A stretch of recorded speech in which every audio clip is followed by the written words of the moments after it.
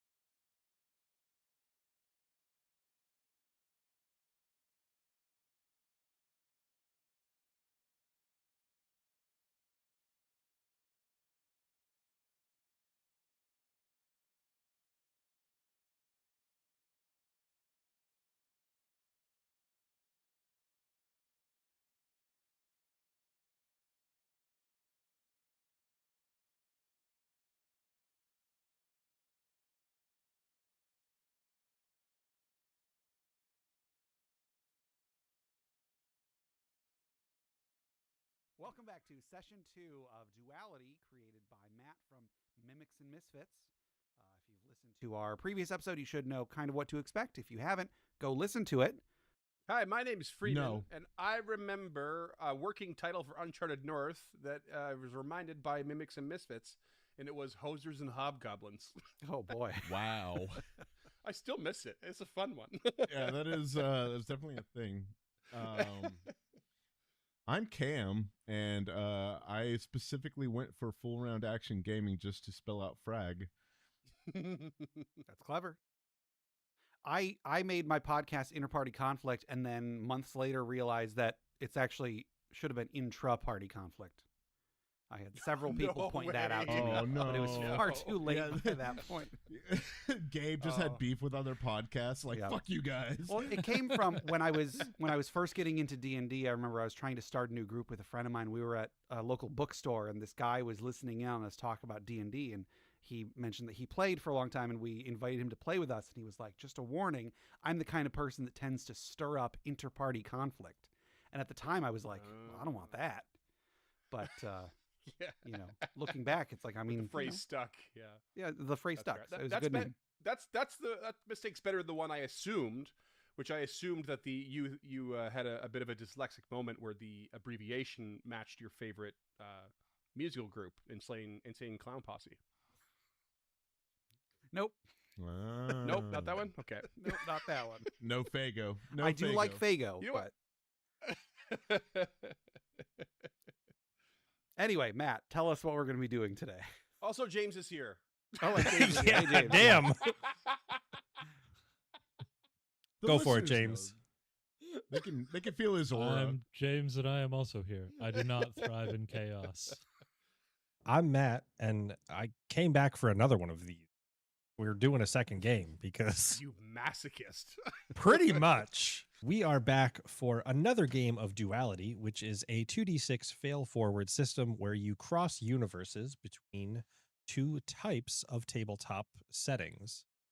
Today's setting will be Western, like Wild West, and horror, and comes with a content warning. This adventure features psychological horror elements that may make some players and listeners uncomfortable. The themes include, but are not limited to, corpses, hearing voices, corporal punishment, and the aftermath of torture. If you are uncomfortable with any of these themes, thanks for listening this far. Fast forward to the end and make the episode count for the lovely folks at Uncharted North and see what they have next time. If those don't make you uncomfortable, I hope you're ready. The door to a tavern swings open, and you hear that floorboard speak. Another stranger come to town. Mark 6 now in as many days. You see Willard's eyes light up at the squeak, marking an outlander. Evening, sir. Tankard for you? He reaches beneath the counter, pulling a dusty mug and giving it a swift wipe with a filthy rag. Ain't no sir, and I don't want your overpriced swill. They tip their hat towards you, Cam. It's Mix, and I'll take a water at that table. As you stare at them in their audacity, you see it. Ripples as they walk by the window, shimmers as they pass a mirror. You cast a sidelong glance at the mirror and catch your reflection and find that theirs does not match. Instead, on the other side, you see a twisted face mocking you. Patrons in the bar show no signs of reactions, all of their reflections acting normally, except you look across to another table, see two figures seated together, as their reflections make faces at them as well. Cam, would you like to go ahead and describe your character? My character is named Griswold Hawthorne, and they have flint gray eyes with shaggy hair that is turning salt and pepper. There is a spiderweb of scars crisscrossing their face, weathered by countless days in the sun and the wind. They stand still tall with good posture, their shoulders held back, and he has the swagger of a person that is not afraid to get physical, but is also initially going to attempt to use his mind to overcome his, shall we say, difficulties in life. Difficulties in life are often found in the town of Grist Mill, and just confirming, Griswold Hawthorne goes by he, they pronouns. Correct. All right. And who else at the table? There are two other people in the crowd that you lock eyes with. Who are those people at the table? Effective partner in crime, Lyle Lovelace, is sitting at the table with Griswold. He is dressed in kind of dirty and old, but as well maintained as can be, sort of simple black vest and black shirt and black trousers.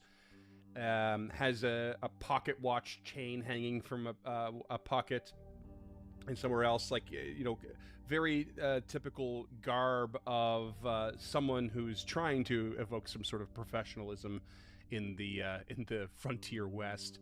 A little bit of a bowler hat sitting on the table. Freeman back with the hats. Back with the hats.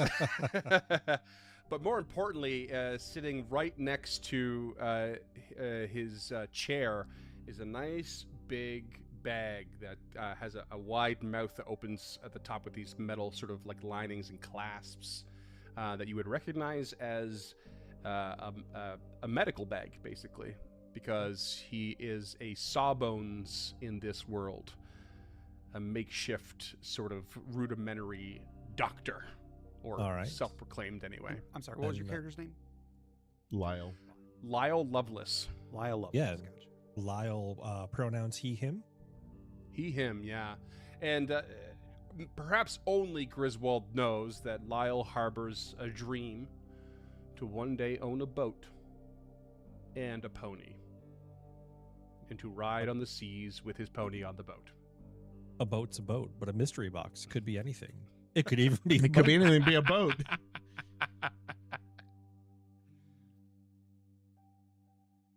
Lyle, I have a question for you. Where did your last patient go? Because I'm gonna be honest with you here, friend. I didn't see them leave your place of business. Oh, they left. Of course they left. It's just some of them stayed behind. I see. That's You know me, always in need of a few extra things to study afterwards. Of course, it makes sense to me. And Griswold is flipping like in a 3-card Monty, just as like a nervous tick, just tapping them back and forth, just flipping them, catching them, stacking them together, and then rearranging them. As he looks over to one of the other people in the reflection, catching their eye. I'll say my character is also seated at this table. My character is Peter Behrens.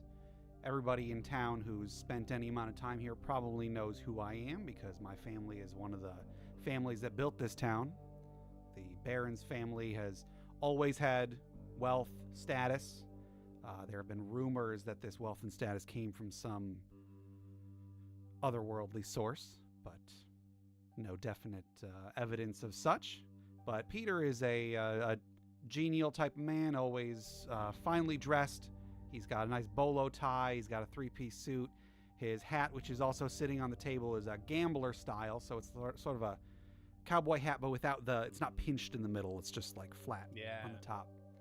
And he's sitting there, and he's got a little journal in hand, making some notes, sipping a drink. He's taken a bit of a notice to the gentleman that just walked into the bar and the strange air about him, but so far has not reacted to it. as a brief note, the person who entered the bar identified that they do go by they, them pronouns. James, where are you in this little saloon in a dusty town? Gaspar LePage is hunched over at the bar, trying to keep as low profile as they possibly can, even though they have quite a large size to them. All right, and just double checking, Peter is he, him, and Gaspar is they, them? No, Gaspar see him. Okay. Peter is he, him, correct. Oh god. So you all find yourselves at early morning at the Rock Lizard Lounge. It serves its purpose as the town's watering hole. The dust lingering in the air, making for many a parched patron. Doors throughout the building hang on crooked hinges that creak open, reveal an out-of-tune piano on a raised platform just before you reach the bar. Despite the town's meager resources, all manner of liquid relief lay behind the counter at the Rock Lizard. Willard, a portly man in his late 60s, tends the bar and keeps up the rooms as best he can by keeping folks out on the deck where they belong. The Outlander heads for your table, passing Gaspar in the process. Doffs their hat as they zero in on an open chair and pulls out a deck of cards. What do you say to a friendly wager? Nice round of cards. Winner gets a free drink. Peter sits up and sets his journal down and says, I don't think we've been acquainted. What was your name? And he reaches his hand out. Ah, fair. Yes, you are correct. I am Noel, and will shake your hand as they sit down in the chair. And you can see a trail of dust that cascades from their coat as they shrug out of it. When you hear the familiar thump of a pistol that bumps against their chair. So, you in? I shake Noel's hand and say, I'm in. It'll settle some of this boredom that's come across the town lately. The name's Barons, Peter Barons. One of them barons. One of them. All right. I guess I should have wagered more than a drink, but next time. We can talk about next time, of course. And I do take out my change purse or something and toss a couple coins down for the pot. Okay. And Lyle leans over to Griswold. You know, I've always wondered what makes a baron tick. I reckon it's the same thing as everyone else. The heart, the lungs, and the humors. Ain't that the truth? And Griswold is going to stand up and tuck his chair back in and go and stand behind Peter. And gives him a Gaspar back will massage. slide into the empty chair. Gaspar will slide into the empty chair. Sorry. I gotta break it up somehow. Okay. Well, round of cards for everyone. And Noel gestures to the lot of you. Oh, I reckon I could sit in if there's room at the table. Oh, there's always room. We got more hands and cards and plenty to go around. And Noel will just walk over to the other table and steal 2 chairs that everyone can sit.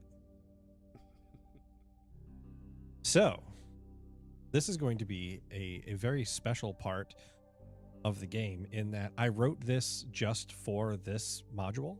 Ooh, okay. And I'm going to ask everybody to roll 2d6 and then deafen so I can tell you one by one what your cards are. Freeman, you pull the Queen of Diamonds and the Queen of Hearts. If you would like, you can attempt to swap in one of your cards that you have at the ready. Okay. James, with a 10, you draw the 10 of diamonds and the king of diamonds. Okay. Gabe, Yes. you draw the 10 of hearts and the king of hearts. Right. Cam, you draw the queen of spades. I'm sorry, the queen of clubs and the ace of clubs. Okay. Everybody has their cards. You see that Noel has 2 in front of them.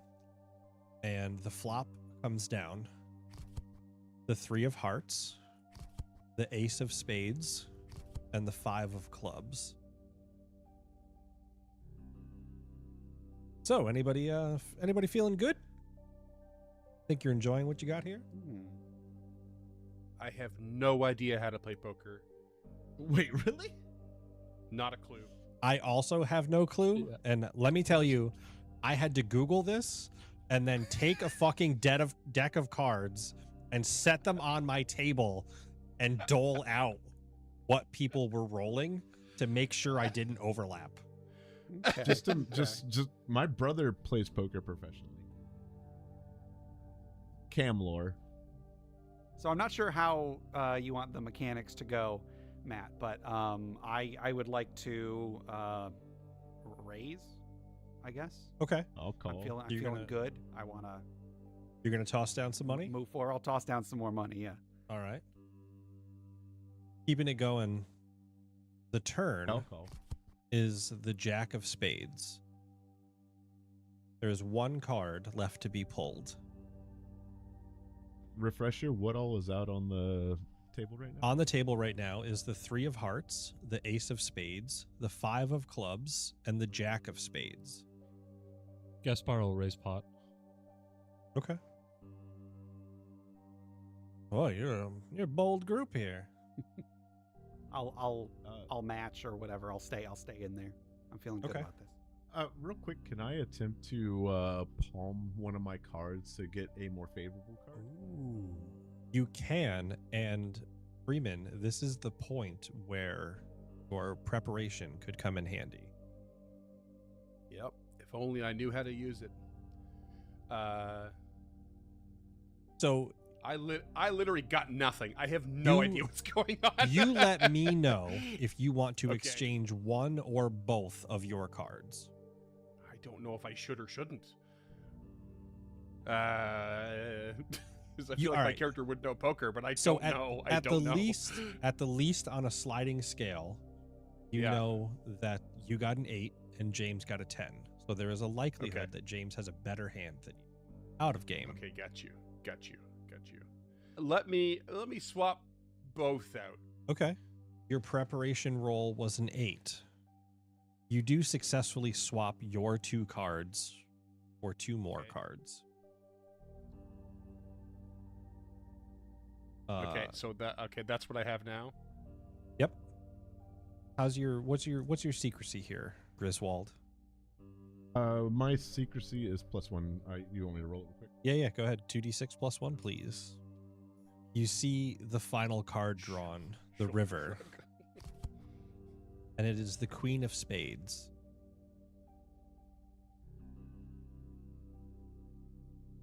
Well, folks, this is a interesting turn. And Noel pops a $5 bill on the table. Ooh. How are we Seen a feeling? $5 Griswold will fold. I think Peter. I concede to your skill and honesty. I think Peter reaches down into his boot, pulls out a small little billfold, takes out a crisp, possibly slightly sweaty $5 bill, sets it down on the table.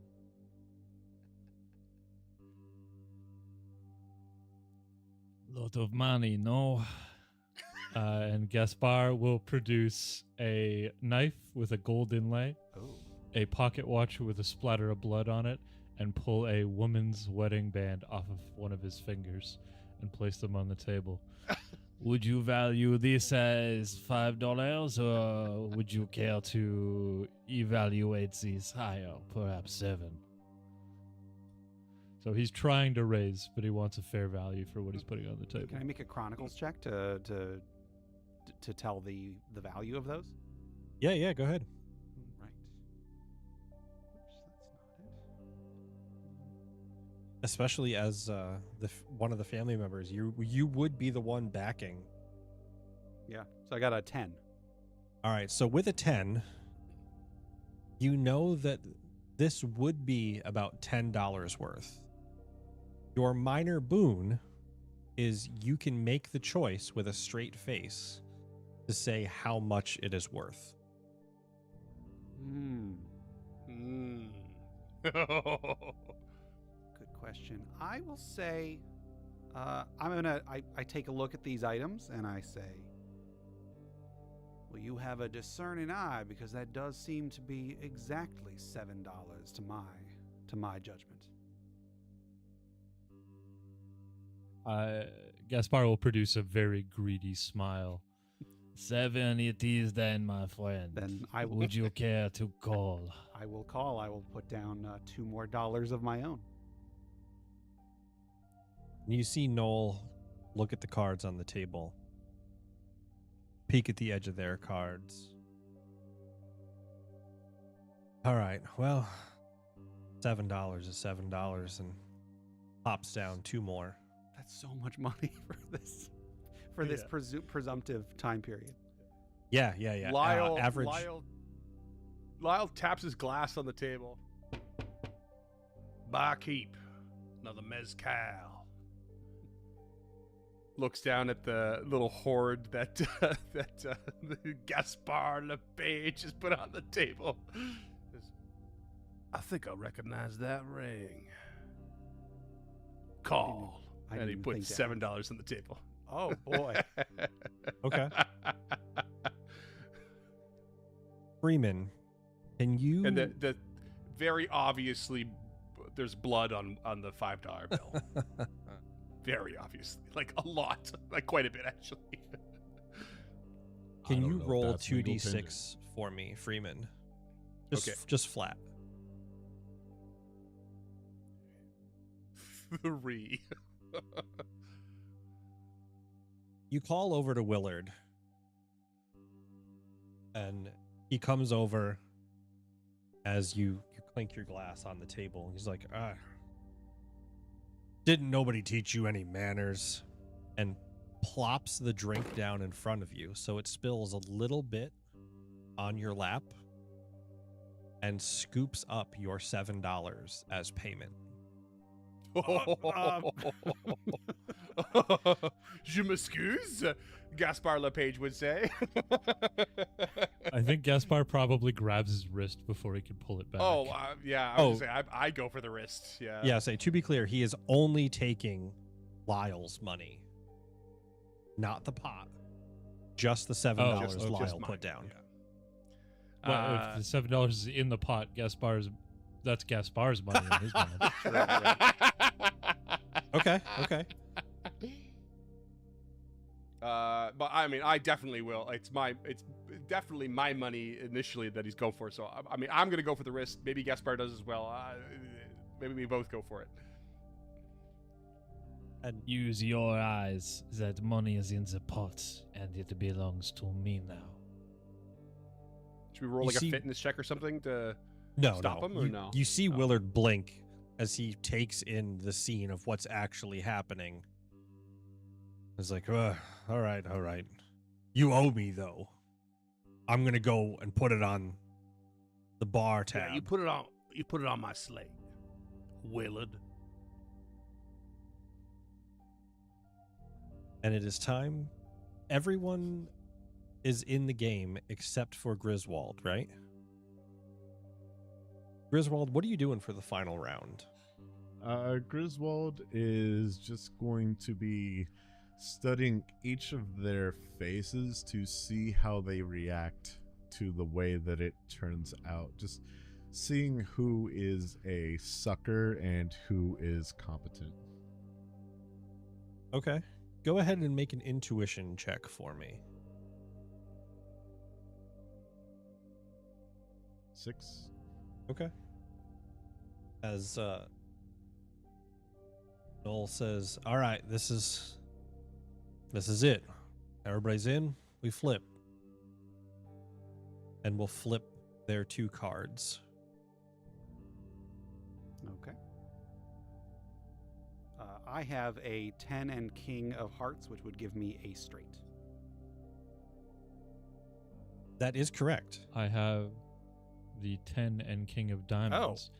I straight, he says as he also reveals. Well, shoot. And you see Noel smirk as he reveals the 10 and King of Spades for a royal flush. Hang on a second. And I flip over a 10 and King of Clubs. I have no idea what that means. So all 3 of also you have a straight. have a straight. But his straight is Okay. better than ours. Right, because yeah, his he's is got a the straight correct flush. suit. Yeah, I'm. It's called a royal flush. It is, Yes. yeah, it's a royal flush. Yeah. I stand up with a start. Listen here, friend. I'm not here to play games. I'm here to gamble. Something went wrong here, and I think it was your doing. You are you Gaspar flicks accusing? his wrist and a scalpel appears in his hand. Hey, where'd you get my scalpel? Accusing me of cheating? You think I'm some lowdown that can't just win at cards? That does sound like poor sportsmanship there, Peter. I'm not accusing you of not being able to win at cards. I'm accusing you of making all of us get the same cards. There's a difference. Do you know the odds of all 4 of us getting the same combination of cards? The odds are your storyteller is bad at combinations and picked out easy ones. No, I mean, if that's just, I'm sorry. I'm not trying to say Even that if- this yeah, person no, is yeah. cheating. My character thinks that they are cheating. Yeah. Yeah. And like my character definitely cheated.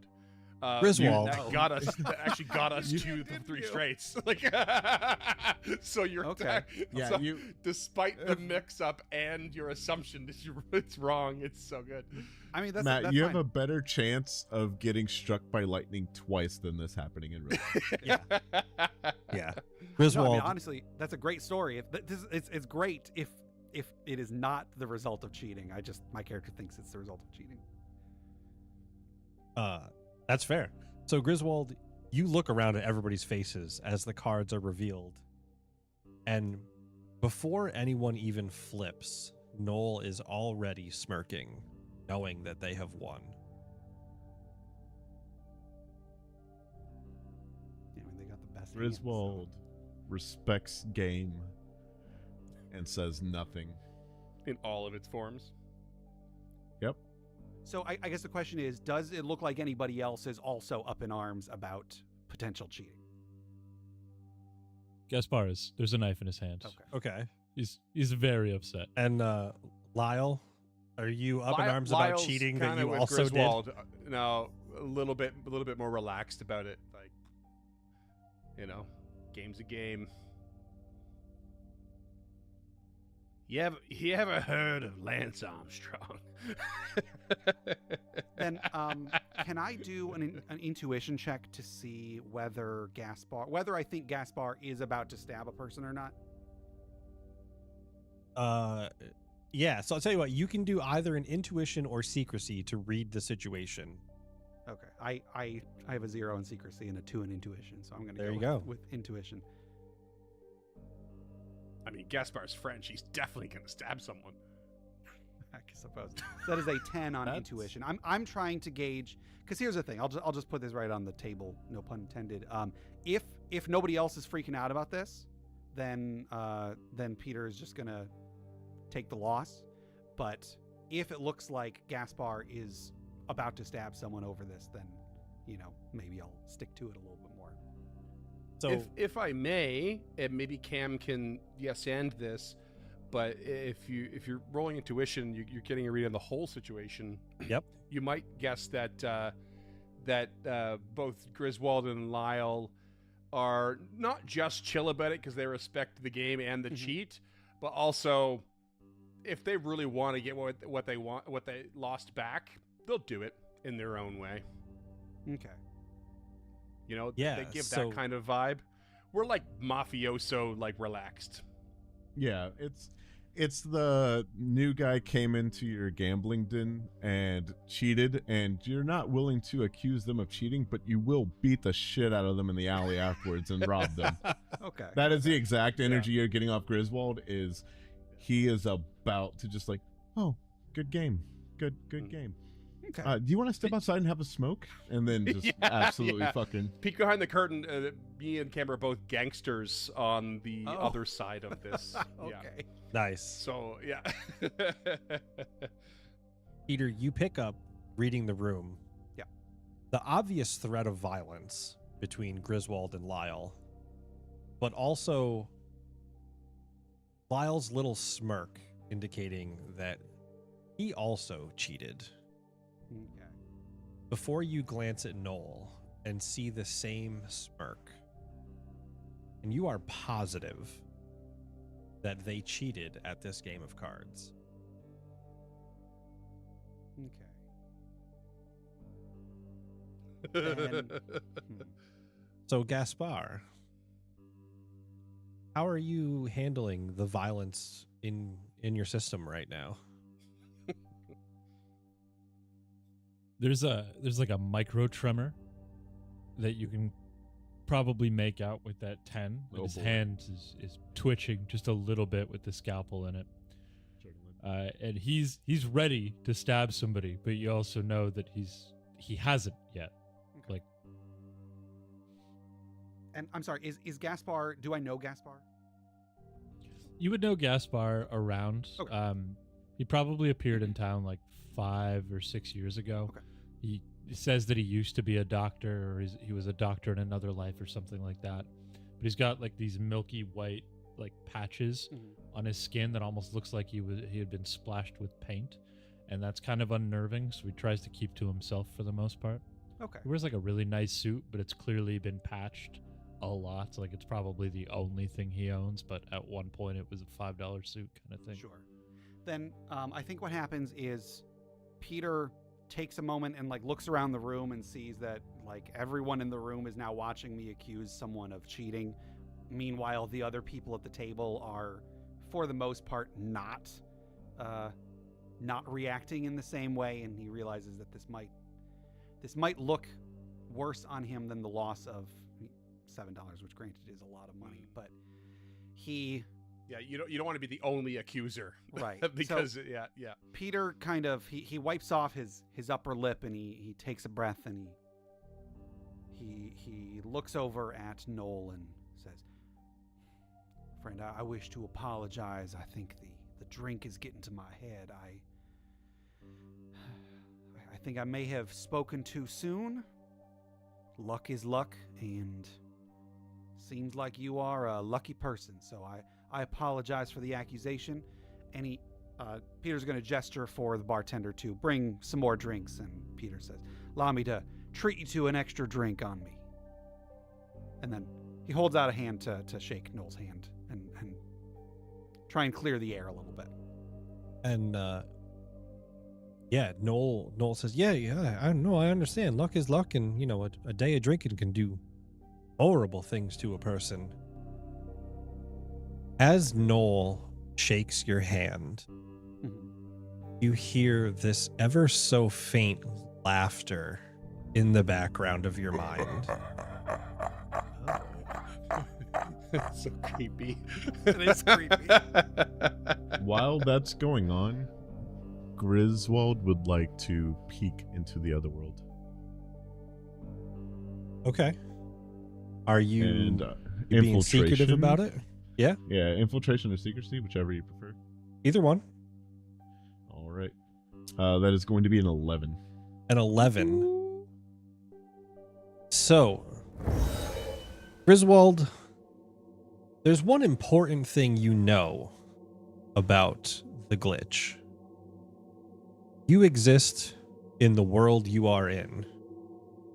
And as you look at the other side, you see stone floors and a bunch of barrels and boxes. And none of your compatriots, nor Noel, stand with you.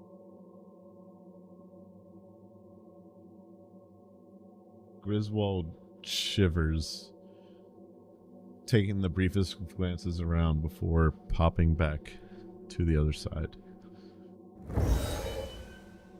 Anybody that's like really, really paying attention can see that they're shaken.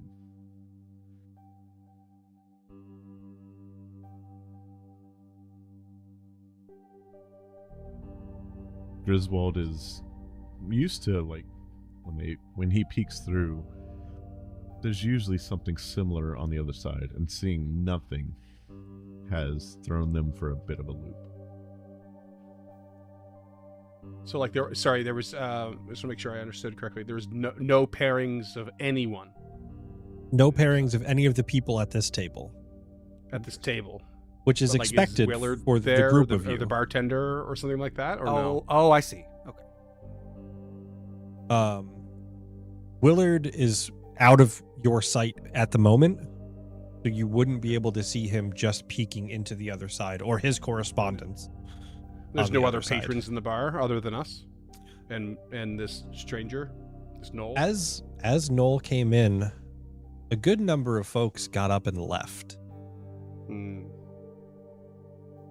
So Noel. So the important note here is that Noel is not on the other side. Noel is Or not on unequivalent. the other side. And equivalent, Correct. Yeah. And as the that is drinks weird. arrive, Noel starts looking out towards a building to the east. Something half finished, walls still being erected. Says, so, I might only be new here, but what's going on over there? You got a lot of nice material, a lot of fancy metal, some interesting. And you hear Willard yell from the bar, "Ain't no talk about that blasted rail nonsense. Nobody's taking down the lizard. Nobody." And he huffs as he runs over to the table. "You working for Boneyard? Because if so, it's time to be hitting the trail, friend."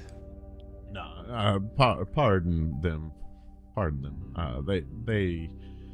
It was just an honest question. They're new here in town. They don't understand the lizard the way you and I do. So just please, just give us a moment. Let us talk amongst friends. All right?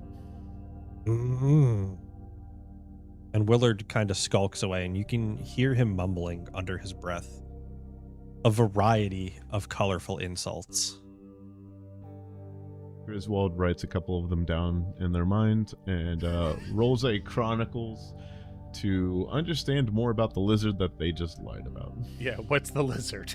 That's another 10. Whew. Man, we've been getting good rolls. Okay. Seriously. Oh, sorry, that's actually 11. I don't know if it changed anything, but Nope. So a 10 and 11 are both a minor boon. So the lizard is one of the oldest buildings in town. You know that when most mining towns are set up, everything's set up on canvas. Some people keep dirt floors. The lizard was the first building erected with a wooden floor. It is kept here for a purpose.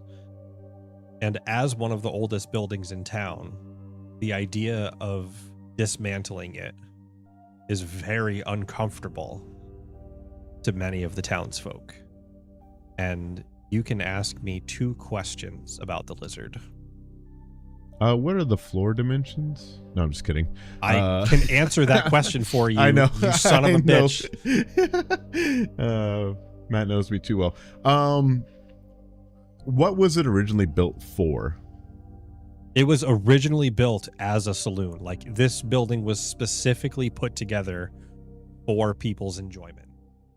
Okay. And why was it not completed? Oh, I'm sorry. You're asking questions about the building across the way. The lizard, yeah. So the lizard we're in the Rock building Lizard that Lounge. yeah, the Rock Lizard Lounge is the saloon that you are in. Okay. The building across the way. Yeah, I was talking about the building that wasn't completed. That, Okay. the bartender got huffy about. So you've heard about rail travel and how wonderful it is and how much it's going to change the world, and these titans of industry that go town to town making way for new railways to be installed. What is being built is a new station and train tracks that are directly pointed at the Rock Lizard Lounge. There is no way for it to be completed while the lounge stands. Why can't it just make like a quick 90-degree turn?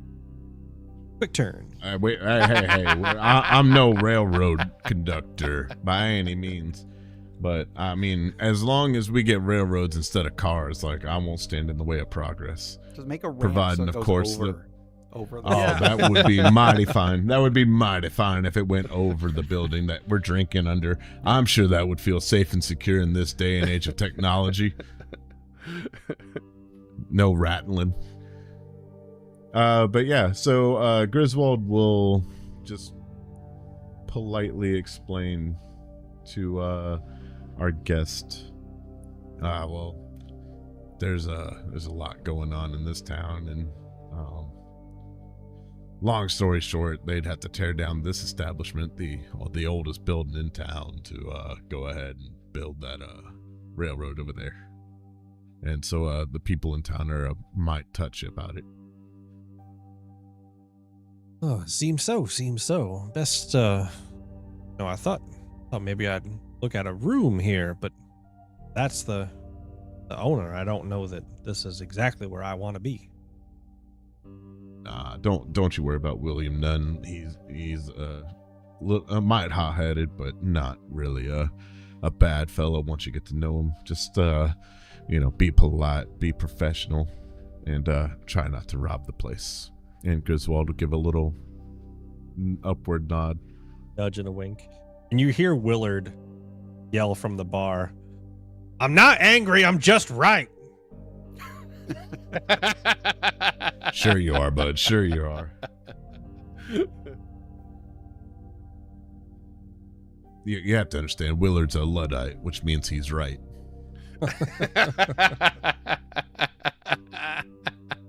He's right. The rail will just bring in more marshals and law enforcement. We do not need that here. We can take care of ourselves. Yeah, but think about all the people that would come through, ripe for the picking. Lyle, I do believe you're getting a little too greedy over there, and I'm going to need you to settle back down into that chair and mind your cups. I'm just saying, we could really use a brothel around here. Oh, and what exactly would you do at a brothel? Well, you see. Yeah, that's exactly what I thought, thought, Lyle. That's exactly what I thought. I don't This is a story about the pears and the wasps.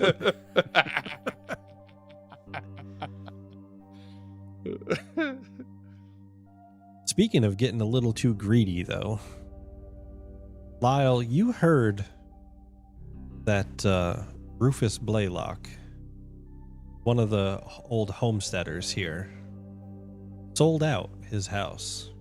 Quite a sum of money. And it sure would be a shame to see $400 go to somebody that's just not going to use it, take it out of town. As a reference, laborers earn 40 cents, or I'm sorry, 10 cents an hour. So $4 a week.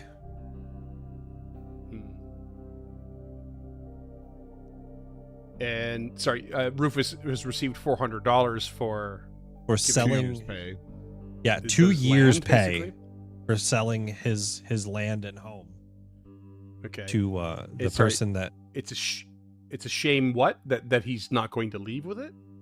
it sure would be a shame if he just got to walk away with $400 and take it out of town Oh. somewhere. Mm. I mean, well, yeah. And where is Rufus still in town? Like, still in his own land, or? Rufus is currently renting a room at the Rock Lizard because he does not have a house anymore. Gotcha. But he's got lots of cash flow to rent the room. That's right. All right. I'm not really sure what to do with the information so far. I'm very intrigued, but I'm like, we're all still sitting at this table. Yeah, you're all after still this hanging out at poker the table. Yeah. And Noel keeps peppering in questions, Okay. getting more and more Such pointed as? about the building to the east and where you're getting the steel needed for the rails in the ground and who all is helping and what's blocking up progress. Friend, I think we've been over this. You're asking a mite too many questions. I'm gonna need you to, shut the fuck up, as it were. Don't you understand, friend, that it's outsiders bringing this in? It ain't the homesteaders, right? And asking a few too many questions may find you waking up with a scarlet smile, if you catch my drift. And they nod and was like, well, perhaps then, and picks up their hat from the table.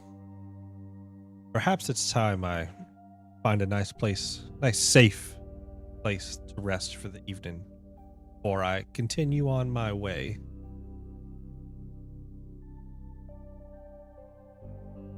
Like a Probably for the tumbleweed best, you go. Noel. Remember, it's better to have a yellow belly than that scarlet smile. And you see their face grimace just a tiny bit in anger at the idea of being cowardly. I love we've all turned into these incredibly confident characters. Like, we're just so up our own asses right now. It kind of comes with the territory. The West. Yeah. You came in Especially on- gangster My grifter. backyard. Yeah, just. And as they stand up, Griswold's just gonna go, "Bok, bok, boy." Holy shit. And Noel tips their hat and heads out the door, stopping briefly at the bar before leaving.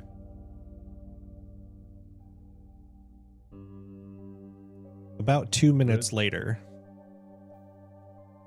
whatever you'd like to do in that time. If there's anybody either in the Barkeep bar, mezcal.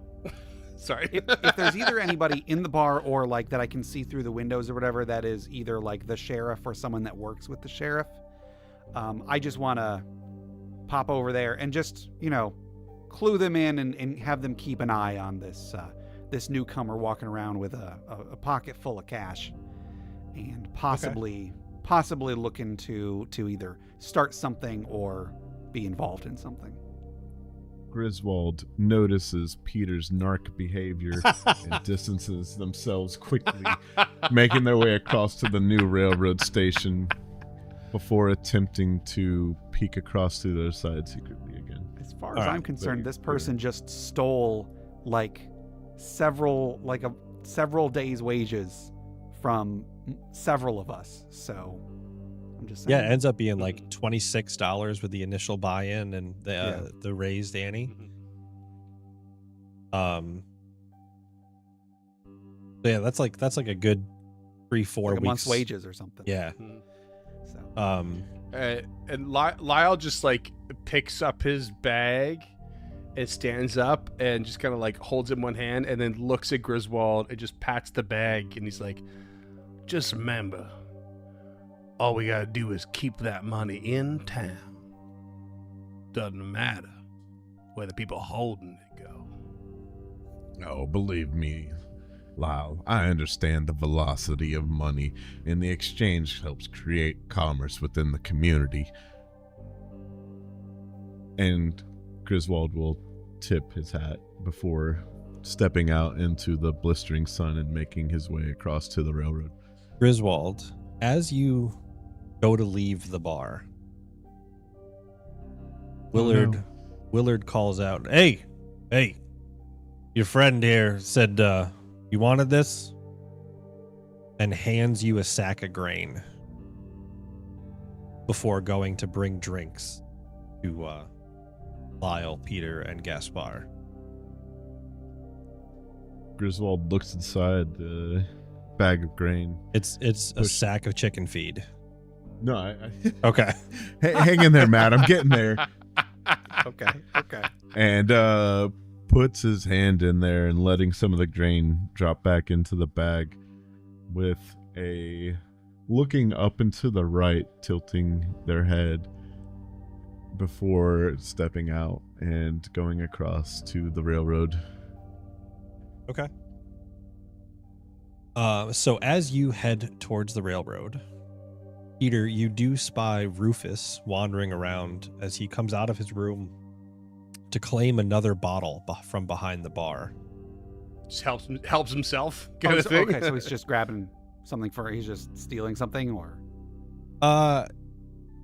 No, you would wager, especially knowing the town and knowing Willard. okay, he's That- probably got a tab and he's probably paid in Yeah, advance or something. Willard's just keeping track or has taken X amount of dollars, to be Sure. prepared.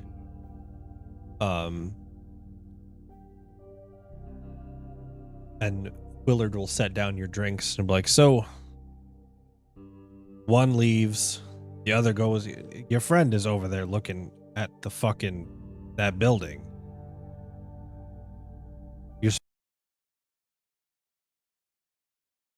Hello, everyone. I'm back again. Regrettably, we have to run an ad, so we will be right back. As always, ads don't do anything for us, but they do allow folks to join us ad-free, and we swap over to our Be Right Back screen to make sure that you don't miss out on any of the fun. So we'll see you pretty back here in just about 3 minutes.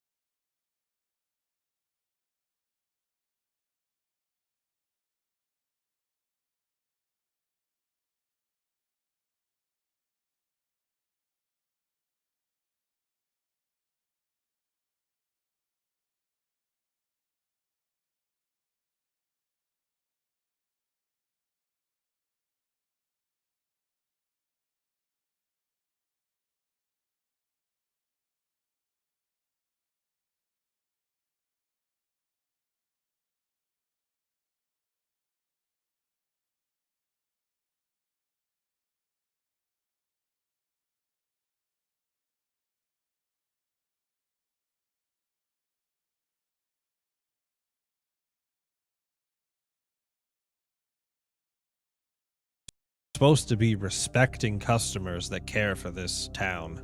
And I know Grist Mill might be a shithole, but it's our shithole. Can you make sure your friend's not shitting in it? And he's talking about Griswold? Talking about Goes over- Griswold. Okay. I'll go have a talk with him. You just keep on doing your job. And Yep. I'll get up and go follow Griswold to see exactly what they're getting up to. So, Hey, Griswold. Sorry, I need a quick. Yeah, go I ahead. need a quick clarification because the lizards, the rock lizards in the center of town, right? Nope. The rock lizard is the bar. See, the bar we're in. Fuck, see, Yes. Yeah, I just This totally is the unfinished building that Noel That was will asking be so many the- questions The about. train. Yep. Will be the train stop. Yep. Okay, that makes so much more sense. Okay, Couldn't they I'm have back just on built track. it like over a little ways and then it wouldn't go straight through the tavern? They could have. They could have, yeah. But they have But they money and they didn't. don't care. They Yep. don't give up the fuck. Yeah. Okay. But yeah, Griswold will see Peter following them and wait for them to catch up before stepping behind one of the walls, shielding the both of them from eyesight from the bar. Just trying to look inconspicuous, but we'll look over at Peter. Look, you and I both know there's something different about us. Well, we can see to the other side, as it were. And, well, during the card game, I peeked over and I didn't see any of us on the other side, which I think kind of indicates that the person in there that we were gambling with is Special. one of us. Yeah. Oh. So, Freeman puts it together. I was hooked on the reflection thing. Yeah. And thinking they're a different thing that doesn't reflect. Oh, that'd be a two good one too. sides. Yeah. Yeah. But anyways, Fucking insult So- me. How dare you? I will. I'll do it every time. I have brain matter. Well, Does things sometimes. It's electrical currents and shit. So I wanted to take a quick peek over here and see what this building has become on the other side. See if there's anything that we can correlate. Shoot, I never If even not, that did not even occur to me for a second. Sorry, what All was right. that? So don't Griswold's worry about it, Freeman. You have brain stuff. Griswold- Brain stuff. gonna take a peek and see what this new building is on the other side. Okay. Yeah. I mean, Okay. it's probably a rubber chicken factory, but do your thing. do your thing. Then I'll mind if you have some company. I reckon it'd be mighty fine if you came along. Okay, then yeah, I'll go in with Griswold and make sure we're out of sight. And do you want to just look or do you want to go? Is it? Have I? It just started as like a weird, awkward flirtation to me. That's- You just ended with that. Do you want to have a look, or do you just want to go? Do you want to have a look see or do you want to? You want to see what I got, You wanna or you just feel it want to out? play butthole roulette? It's like, you want some company? Oh, I'll be mighty fine. Fair enough. Fair enough. Freeman, you pervert. That's good. But You know, yeah, I thought we got all the sillies out last time. No, No, there no, will no. always be more. No, I'm just waiting to pounce. But yeah, no, yeah, I think that I can go to the other side without being noticed, I think that I do just go all the way over and see what's changed on the other side. I assume that even if I have been here a while, like things probably change on the other side from time to time. So yeah, I want to do a quick reconnaissance. Okay. And yeah, I will join in case there is something untoward on the other side. Okay. So for absolutely no reason at all, please point out on the map exactly where you are going over, just for funsies. Okay. Shits and giggles, so we call that. Probably over on the eastern side. There's looks like there's specifically some unfinished construction. Yep. Probably over there, I think, is where we would want to go in. Okay. So just bold, going for it, going in. Sure. All right. Fortune so favors the bold. as Griswold and Peter head to the other side, what are Lyle and Gaspar up to? Lyle's eyeing which room Rufus went into to make sure he's got an understanding of where he's staying. With that $400 minus the liquor bill, The liquor bill. the room and board. Yeah, so he is staying at the farthest southwest room in the building. It is the largest room available in the The lounge. executive suite. Of course. Yeah, pretty much. And by that, I Yeah. mean it's got a double bed and not a single bed. Ooh, you could squeeze another person in there. If only there was a brothel. Ooh, fancy. If only there was If a only brothel. there was a over brothel. here. Fuck you. Gaspar. Gaspar's still sitting at the poker table, probably just fidgeting with a deck of cards, shuffling in and out, keeping one eye on the shelf of bottles that Rufus has been pulling down from behind the bar. And here's where it's going to get a little weird for you, Matt. I'd like to do a preparation roll and a medicine roll to have previously drugged one of the bottles, so that I just filled it full of a non-lethal dose of barbiturates.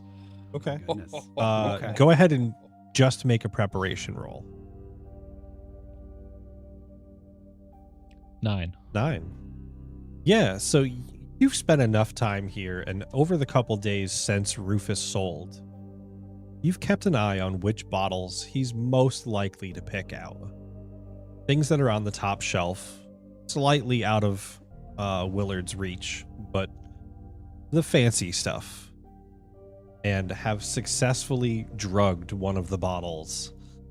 And note that that is the one Rufus picked up. Hell yeah. So he's just waiting at this point. You know, his skill as a doctor, I imagine, would give him a pretty good idea of how long that dose of barbiturates would take to put him to sleep, or to put Mr. Blaylock to sleep. Okay. So we'll say you got about 10-15 minutes before you're positive he'll be out cold. He'll be loopy in about 5. He'll just order another creme de menthe and wait 15 minutes.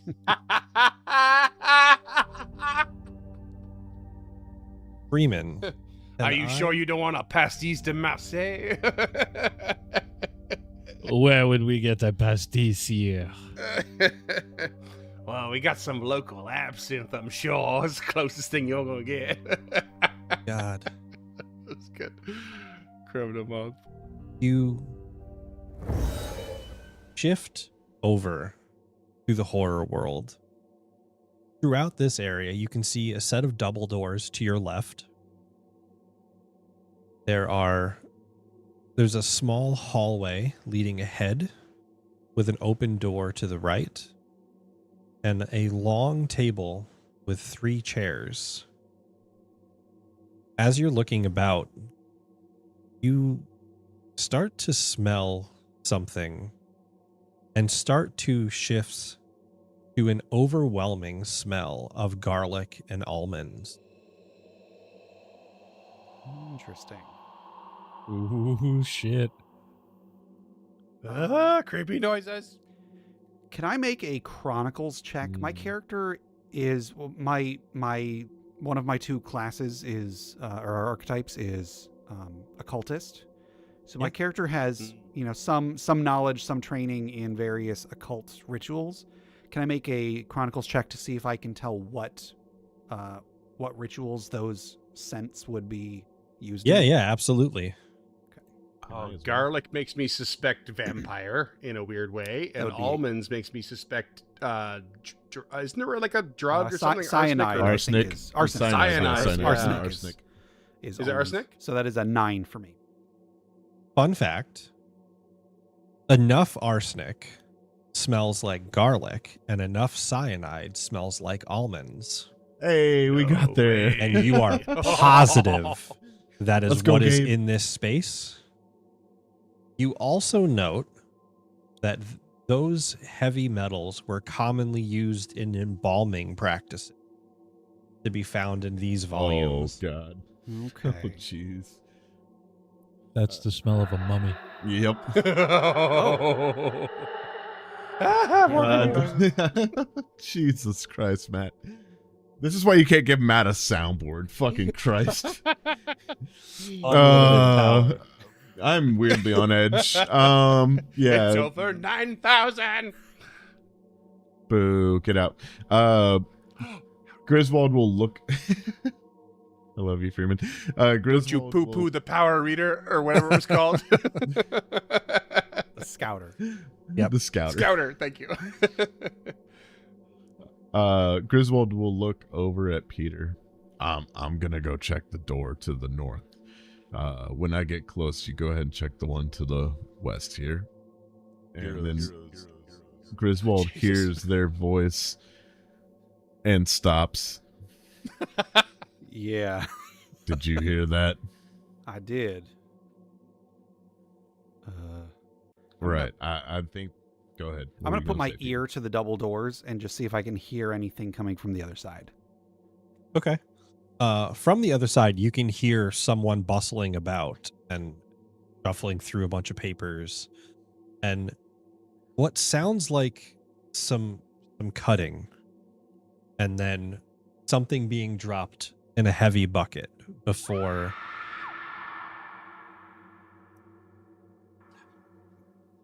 God damn it.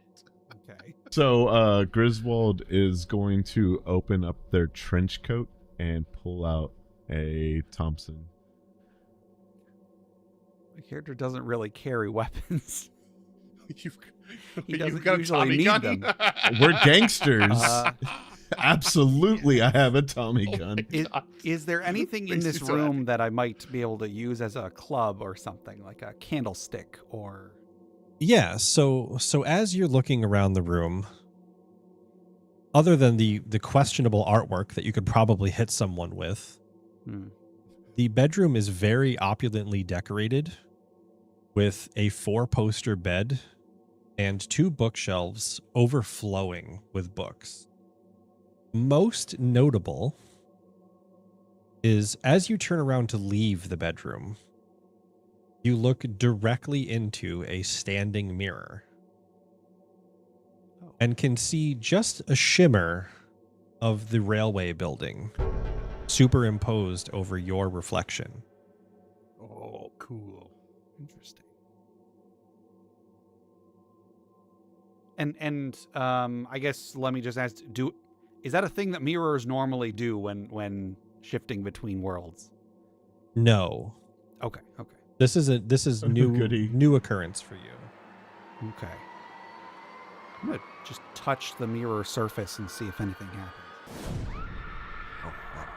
Fuck. The timing is so good. Jesus. You touch the mirror and feel that scream resonate through your brain. But you also hear, "Pleasant greetings, friend. It's been a while, and we're glad to see you here." I look around. Do I see the face. source Holy of shit. this voice? Do not see anyone around you other than Griswold. Okay. All right.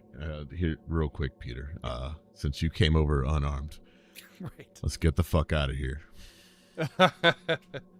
Not a bad idea. Sorry, just out of game. Are you suggesting that we book it back to the? Yeah, the Okay. Western. Yeah, I give you a thumbs up or a A-OK symbol or something, and yes, I will attempt to get out of this dimension. Okay. As you shift, and you can shift successfully, you start to hear, "Oh, goodbye." and it cuts Fuck. off God damn it. as you shift worlds. Okay. A friendly reminder as the horror world becomes more prominent. This game does include a content warning for psychological horror. I need it. Oh, shit. For full disclosure, we all did sign up for this. Yes. There was a consent Oh, yeah. sheet. Oh, yeah. Yeah, absolutely. Session zeros are important. Consent is key. And you want to make sure everybody is comfortable at the table. And having fun. Yeah. But Also yeah, as- fair. I'm actually right now reminded of I went to a haunted house at a brewery last Halloween, and like I don't really watch horror movies. I'm not really into them. I'm not big on jump scares and stuff. Not that I'm like super sensitive to them, but like I knew that when I went in there, I was like, I'm gonna be giggling like a crazy person from all the things that are gonna shock me, and I feel the same way right now. every little sound effect surprise, I'm like, it's so good. Man, what was that noise again? That's my deflated rubber chicken. All right, Matt, sample that real quick and loop it. Oh, I could do that, actually. I'm just gonna How many more do you need? I'm just gonna You look could layer at Griswold as we pop back into the Western world and just say, what the hell was that? And Peter watches as the trench coat turns into a great coat, and the Thompson turns into an Enfield. And, well, I reckon I'm not much of a doctor, so maybe we should go find the science people, see if they can help us out with this. As you finish speaking, you hear, "Oh, fuck! All right. Cool. You can't be on the work site. Can't you see we're doing construction here?" Griswold pulls out a Colt, points at him, "Mind your business," and then walks off.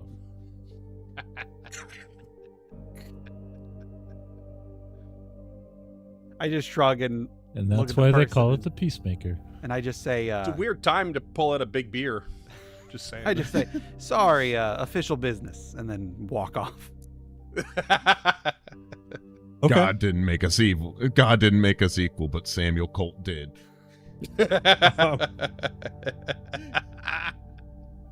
Peter. Yeah. Each of the workers that you see there are all dressed alike with matched sturdy cloth coveralls and plain shirts.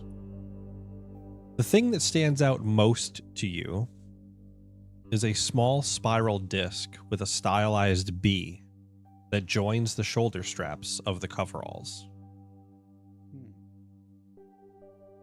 Can I? There was no equivalence on the horror side for these workers. That's actually What a good is- question. That's funny, what- y'all didn't see nothing over there, huh? Yeah. I think they're undead. Maybe you have to have a soul to be on both sides. Ah! Shoot, that's a good question. I just want to make. Can I make a Chronicles check to see if I can identify what that symbol is? Yeah, go ahead. That is a 9. Okay. We're getting a lot of 9s and 10s this game. 9s and We're 10s. doing good. You can't quite recall exactly what the symbol is Mm-hmm. or what it stands for.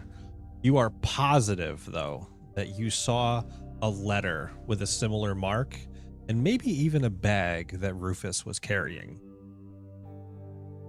Oh, okay. So, I mean, it very well could just be whatever the company is that's building the thing. Yeah. Assuming that it is not connected to this mausoleum or whatever, which it surely is. But anyway, I'll make a mental note of that. Okay. Okay. Then, yeah, I follow Griswold to catch back up with the others. So Lyle and Gaspar. In the time your friends are gone, Gaspar, you're sitting and listening very carefully, tuning out the piano as the shitty bard attempts to get it in working order. And the piano's never worked right. It's never going to tune properly. And as you're sitting and waiting, you hear the heavy thump you were expecting. Coming from the back corner of the lounge, you're almost positive that Rufus is out cold. Now, I am not privy to what you have done, am I, Gaspar? Because we're not like cohorts yet, I don't think. So I think Lyle's just been has gone over to the bar and placed his medical bag onto the bar with a very obvious clinking of large glass jars or bottles inside, and has just been sipping on mezcals this whole time. After the thump, Gaspar will put the cards away, throw a couple of, 75 cents, 50 cents in the bar, whatever. Yeah. He'll settle up on his way out, make his way around the side and up to the window, because this appears to all be on the ground floor. Yep, everything's on the ground floor, and there is a window directly into the room. So he will attempt to finesse his way into the room. Okay. Easily done enough. Like, you've spent enough time here. To bring a little bit of oil to make sure the hinges don't squeak, and can sneak your way into the room, thankfully with the bed almost directly beneath the window, and can see Rufus laying on the floor, his bag of cash spilled out around him, and the bottle slowly leaking out.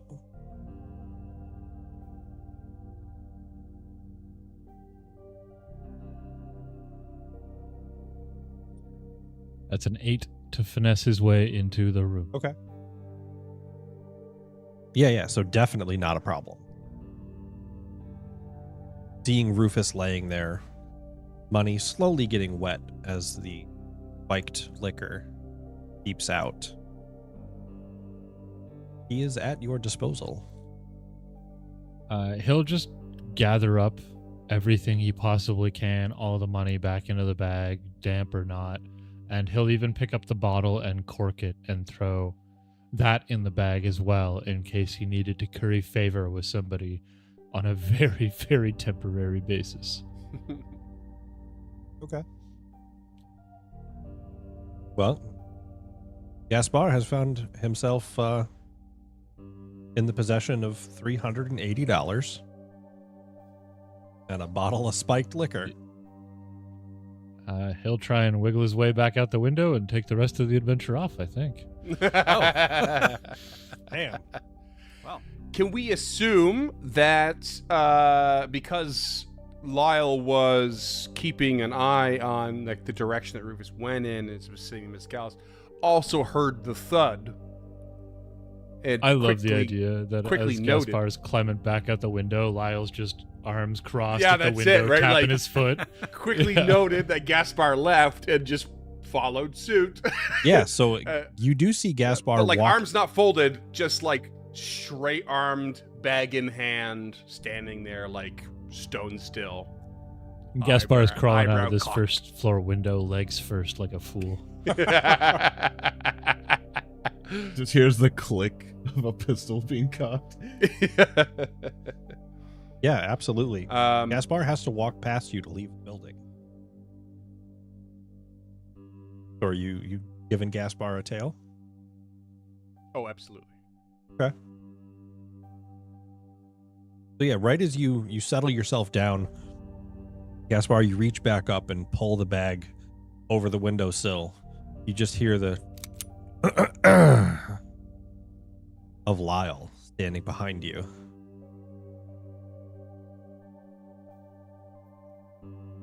Can I roll a finesse to try and get a scalpel back into his hand, pointed between Lyle's legs, like very subtly, so he never even realized it? Go for it.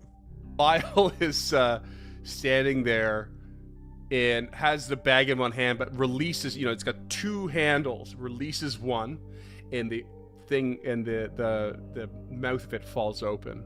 And he just reaches one hand in slowly. You gonna share some of that, friend?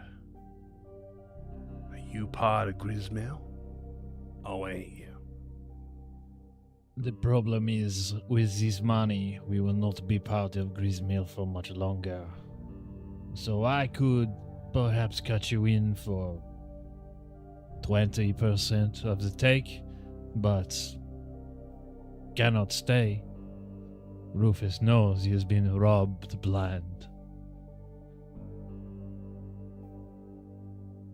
How long is Rufus gonna be incapacitated?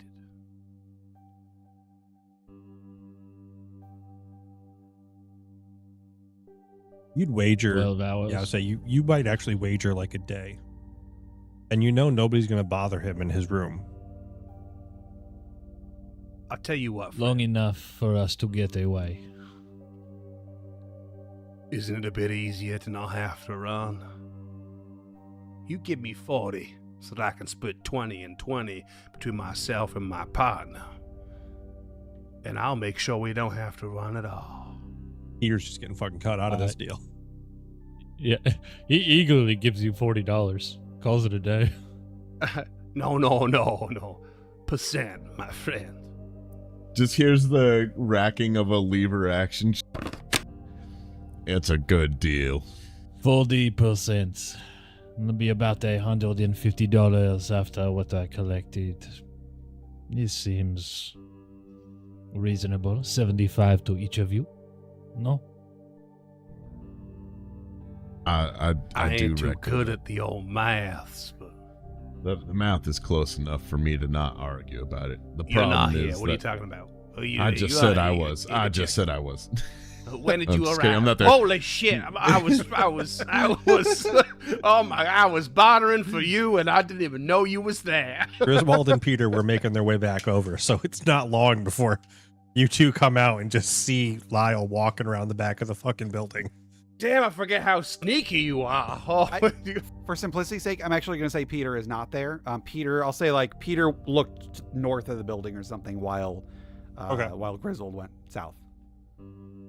Griswold, you know I don't like it when you don't wear your spurs. Okay, it's The it's a good clinking and indication of clanking. You're Yeah, the creeping up on clinking. me. Well, You're clinking. you'll learn to deal with it, I reckon. We have a bigger problem though. What's Unless that? we all plan to just up and leave, which I'm not opposed to, but we are Grist Mill, and we are obliged to this town in certain manners. Maybe not Gasper here, but you and I, we have unfinished business we need to attend to, and I reckon that there's trouble afoot. When I peeked on the other side, as it were, earlier, I noticed you also were not there, Gasper. So I know you're like us. And maybe you're willing to just run away from it, but I reckon we could use the help. I am most certainly willing to just run away from it, but if you keep everything you have learned to yourself, I will help you in your task. I reckon that's a fair deal. We handle this and then we go our separate ways. I'll go find the boy. Peter. Wait a minute. I'm the boy? You're absolutely the boy. Okay. All right. You're the least crusty, the least hardened criminal out of us. Yeah. I guess. You're not robbing, stealing, stabbing, or killing anybody yet. You went You're right to boy. the cops. Well, Yeah, you yeah. snitched. We're talking you about narked. Peter, not Gabe himself. Come Yeah, on, give him a come on, break. Gabe.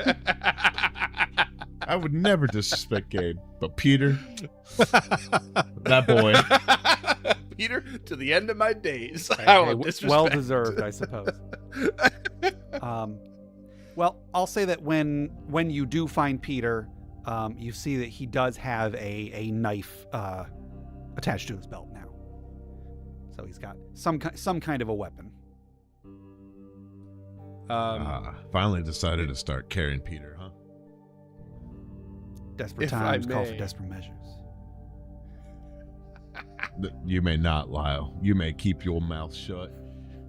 No, I'm just kidding. Go ahead, Lyle. I would never tell you to be quiet. You're full of Lyle's mighty not good speaking. ideas. Freeman is. Okay, I'm sorry. But so I know it's not quite the same. But what Lyle will do after this transaction happens is to follow through on his promise, and will climb in back through that window, and eventually come straight back out. And this is involving the unique feature that I chose. Just as we started this, I was deciding what it was going to be because I had some ideas before and I forgot them and I looked them up again and I was like, so I had a new idea, and it might be more apt than I thought. I'm not sure what the horror side is, but Matt, with your permission, basically, the bag is kind of magical in the sense that I can shove a whole body into it. And then when I do, it automatically just like the body disappears. But there is always another jar with an organ from the body preserved inside of it.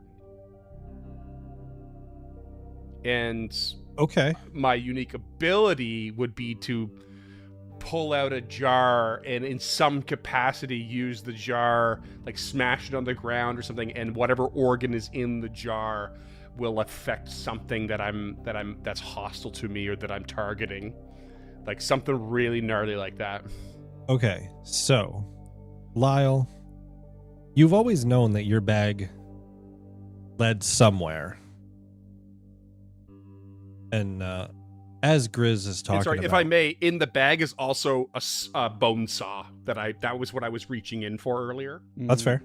Whether or not it's attached to the feature or not, I'll leave it in your hands. Okay. As Grizz or Griswold completely. Or preference, Kim. Either is fine. Okay. As Grizz is describing this other side to you, you get a chill as you finally feel the connection to what exactly that other side is. And shrug it off. It's another day's work. As you shove Rufus into the bag, and just as the jar appears, containing one of his lungs, Oh, no. you hear him scream. But can make your way back out the window. And there is an extra sense of thrill that shoots through Lyle at that bonus scream to his latest victim. Okay. So, the four of you have the freedom of town, a good chunk of change to spend, if you so choose. Unless anybody tells me about the money, I am not aware of the money. That's fair. Oh, Peter's in the dark. so in the dark. In the town. It's better if they ask you questions later, Peter. That's fair. In the town, you know that there's a stable, the rail yard building that you started to explore, the water tower, as well as a few houses and Rufus's old house that they have already begun deconstruction on. You can also, at any time that you so choose, go back to the horror world.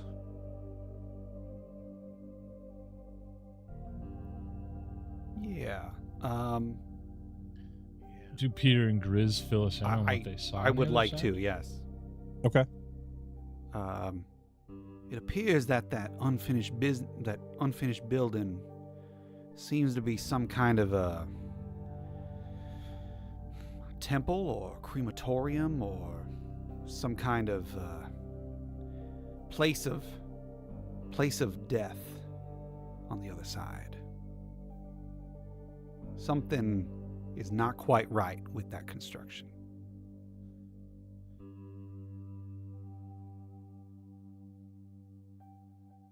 I concur.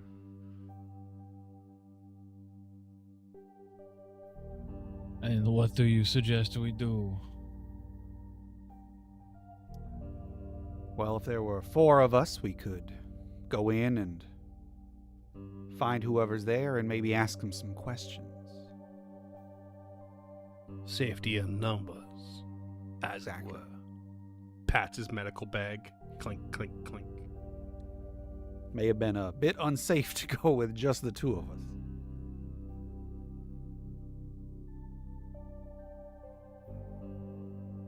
Okay. We say together. Do we slip through here or should we go over to Rufus's old house? I think if we go to the unfinished section, we can actually sneak inside the building itself. Do we know what we are looking for or are we just poking around? Was the water tower on the other side? Did you notice? They didn't go outside. Yeah. I did not look outside. I was a bit preoccupied. Just might be good to get ourselves a vantage point, if possible. You know, to select our marks. Do we have or do we need a distraction while the others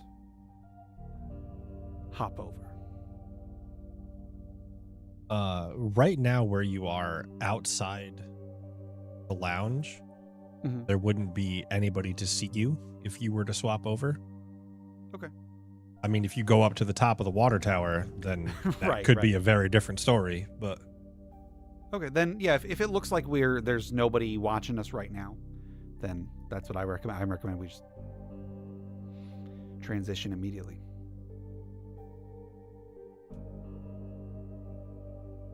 Yep, works for me. Works for Fine me. by me. We could always light the rock lizard on fire if you want. I don't. It's So good- it's I good reckon that's a distraction. good idea. Let's just burn down the town we're It's from and good care about. distractions, all. No. And Now just you like see, over flick here clouds they figured out they could just build the building about 20 feet yonder, and there'd be no issues. I'm indicating because the new building that they're constructing is further south, so they could have just gone around the tavern instead of the saloon instead of straight through it. Anyway, I think you should stick to your original plan and do the hard right angle turn. so showing up to the south of what was the lizard on the other side, you see rotted wood and brick that lines the walls of this building. Shattered stone makes up the patio where the deck used to be. And Griswold, you know that is where you peered through to see that collection of barrels. All sorts of goodness.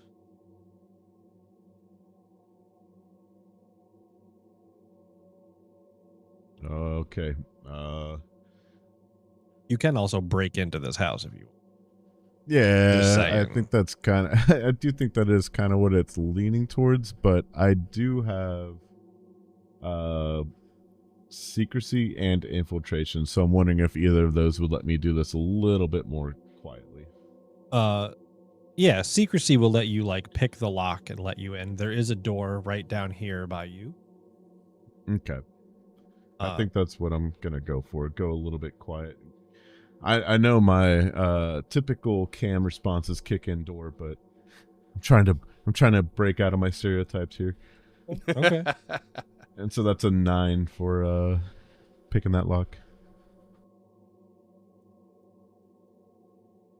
Okay. As you gather everybody around and pick the lock for a very intense moment, the lock releases and the door opens. Darkened rooms await you. The flicker of candles struggling against the umbral ink that lingers in this building. You can hear music floating on a stagnant breeze just before it fades away from your memory. Perhaps you didn't hear anything at all. As the moments pass, you become more and more certain that Must have just been an errant thought. Until the music starts again. Heavy stone doors shroud each room, a few showing signs of diminishing light from underneath. Abstract images fill paintings almost everywhere your eye can see, and where there are no paintings, instead you see mirrors. As your face passes by a mirror, a mocking face looks back at you, sneering and contorting as it glowers. You watch for just a moment as it mouths the words, "Behind you." Griswold turns and sprays. Irregardless of who, but it's behind. No, not really. Well, I'm pretty sure your party's back there, so. Yeah. They know to get out of the way. No, Griswold, hairs on the back of his neck, just tightens his neck, clenching, will push through as if clearing a trench from 1917. Okay. The room that you're in, there is a stone door directly ahead of you, a stone door to the back right of the room, behind a set of stairs, or there is the stairs leading up.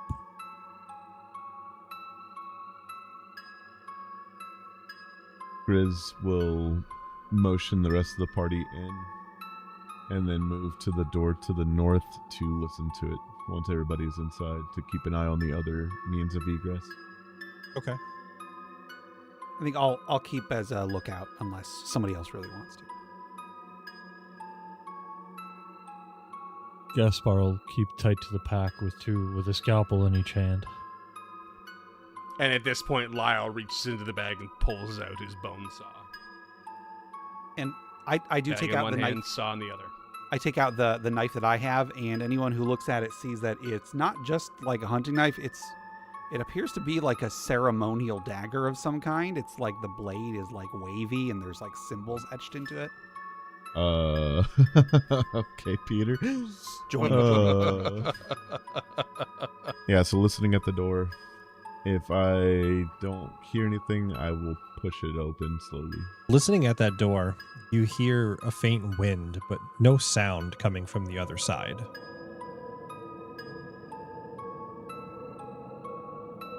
Bracing themselves, Griswold will push open the door, trying their best to keep their body out of line of sight as long as possible. Okay.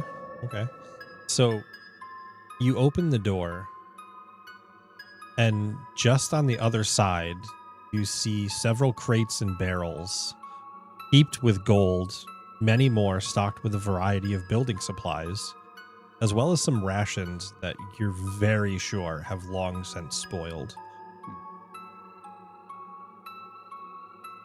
Wow, we're gonna need your bag. And then we'll push the rest of the way into the room to see if there are any other doors. If not, we'll just cover Lyle while he takes So- the gold. You are currently Well, on Lyle- the outside patio. There is one more door leading into the other half of the building. Okay, But you are in open air at the moment. gotcha. Lyle's like, I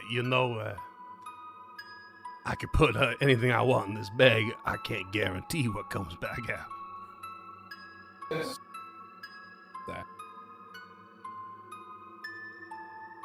And Grizz will just sigh. Gasper, you mind grabbing that then? So I'm not sure how much you can Drugs and- carry, but there are like 2 kegs full of gold. Like it's chunks of gold that you could take out in sections, but like ingots? no, like mined gold. Oh, like nuggets. Yeah. Okay. Yeah, Just start filling his Every pockets. few we dig through, we find ourselves a rubber chicken nugget. Really? A You chicken can't help nugget, yourself. like an edible chicken. An actual chicken nugget in the horror world. That's honestly scarier than a rubber chicken nugget. I'd be like, what the fuck is this? But yeah, Griswold will just keep clearing doors, pushing through the rest of the building until running into opposition or something that terrifies him too much to continue. Okay. So pushing through the rooms, the next section, you hear nothing, but can see light shining from the door to the back left face, most northern door. And there are another set of stairs leading up back towards the back room that would take you up and over the patio area. Okay.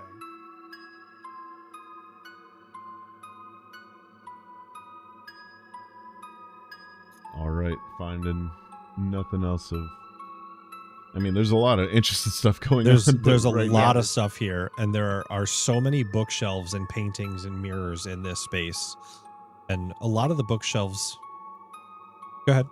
I'm very interested in all of this, but like my character is, I don't have the time to stop and inspect everything. But I'm That's making a fair. note to come back later once we figured out what the heck is going on. Okay. Yeah, because like Griswold isn't a super educated person, and so for him it's more of a clear this area and then let the science nerds do their thing. Sure. Yeah, we walk into the room, and I got something in each hand, and is LePage there with us? LePage just turns over and says, Hey, LePage, why don't you pick up one of them books, see if it's in a language you can read? He sighs because he's still probably filling his frock pockets with gold nuggets. LePage, the many-pocketed Frenchman. And then just waddles over to one of the bookshelves and starts flipping through. So there are bookshelves in a variety of languages. Some English, some French, some German, Russian. All of them have notations in the edging of the book, like you would see in a high school textbook. But rather than helpful notes or things mocking a teacher, these all appear to be the ravenings of a madman. I mean, I'm super fascinated. I'll grab like a book or two. I can't, I don't have like a backpack or anything, but Okay. I'll grab a book or two to carry with me. All right. So grabbing a couple to carry to carry with you. Yeah. The downstairs of this building has been cleared. Okay.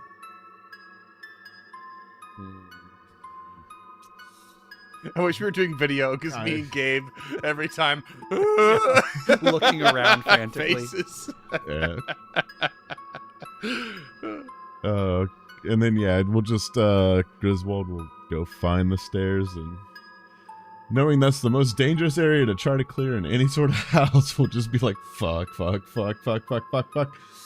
before We're right behind you. As we far stand enough 20 feet behind. back. Say, I don't Yeah. know if that's reassuring. Yeah.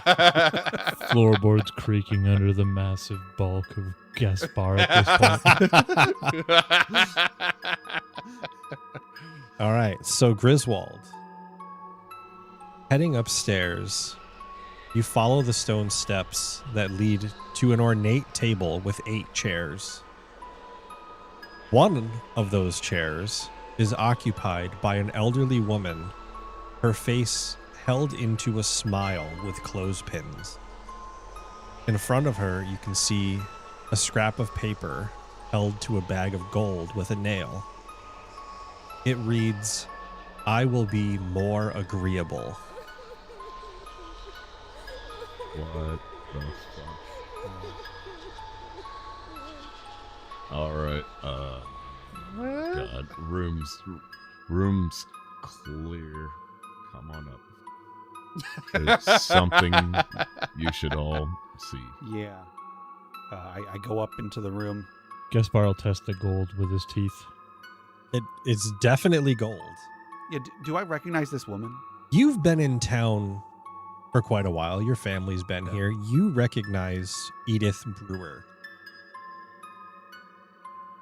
And as you're looking her over and the setting that she is in, You note that burnt into the bag, almost as if branded.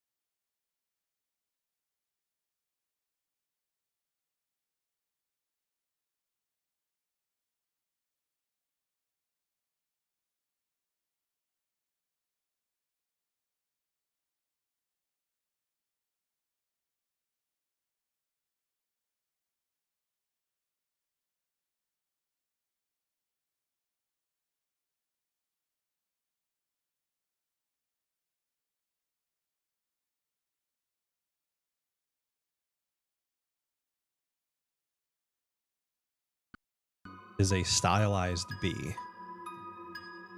Can I roll medicine to see if I can see how she has died, or find anything suspicious, extra suspicious, unobviously suspicious about this whole situation? Go ahead and make a medicine check for me. 13. Woo! 2 6s. Okay. So, that is a major boon. As you look her over, you can see burst blood vessels in her eye and bits of blood leaking out of her ear. And despite the fact that she is dead, she is relatively well preserved, with the exception of as you press against her shoulder, where the support should be from her rib cage and bones to hold it in place, her shoulder sinks in, and you hear the clink of glass as a jar drops into your bag containing a heart.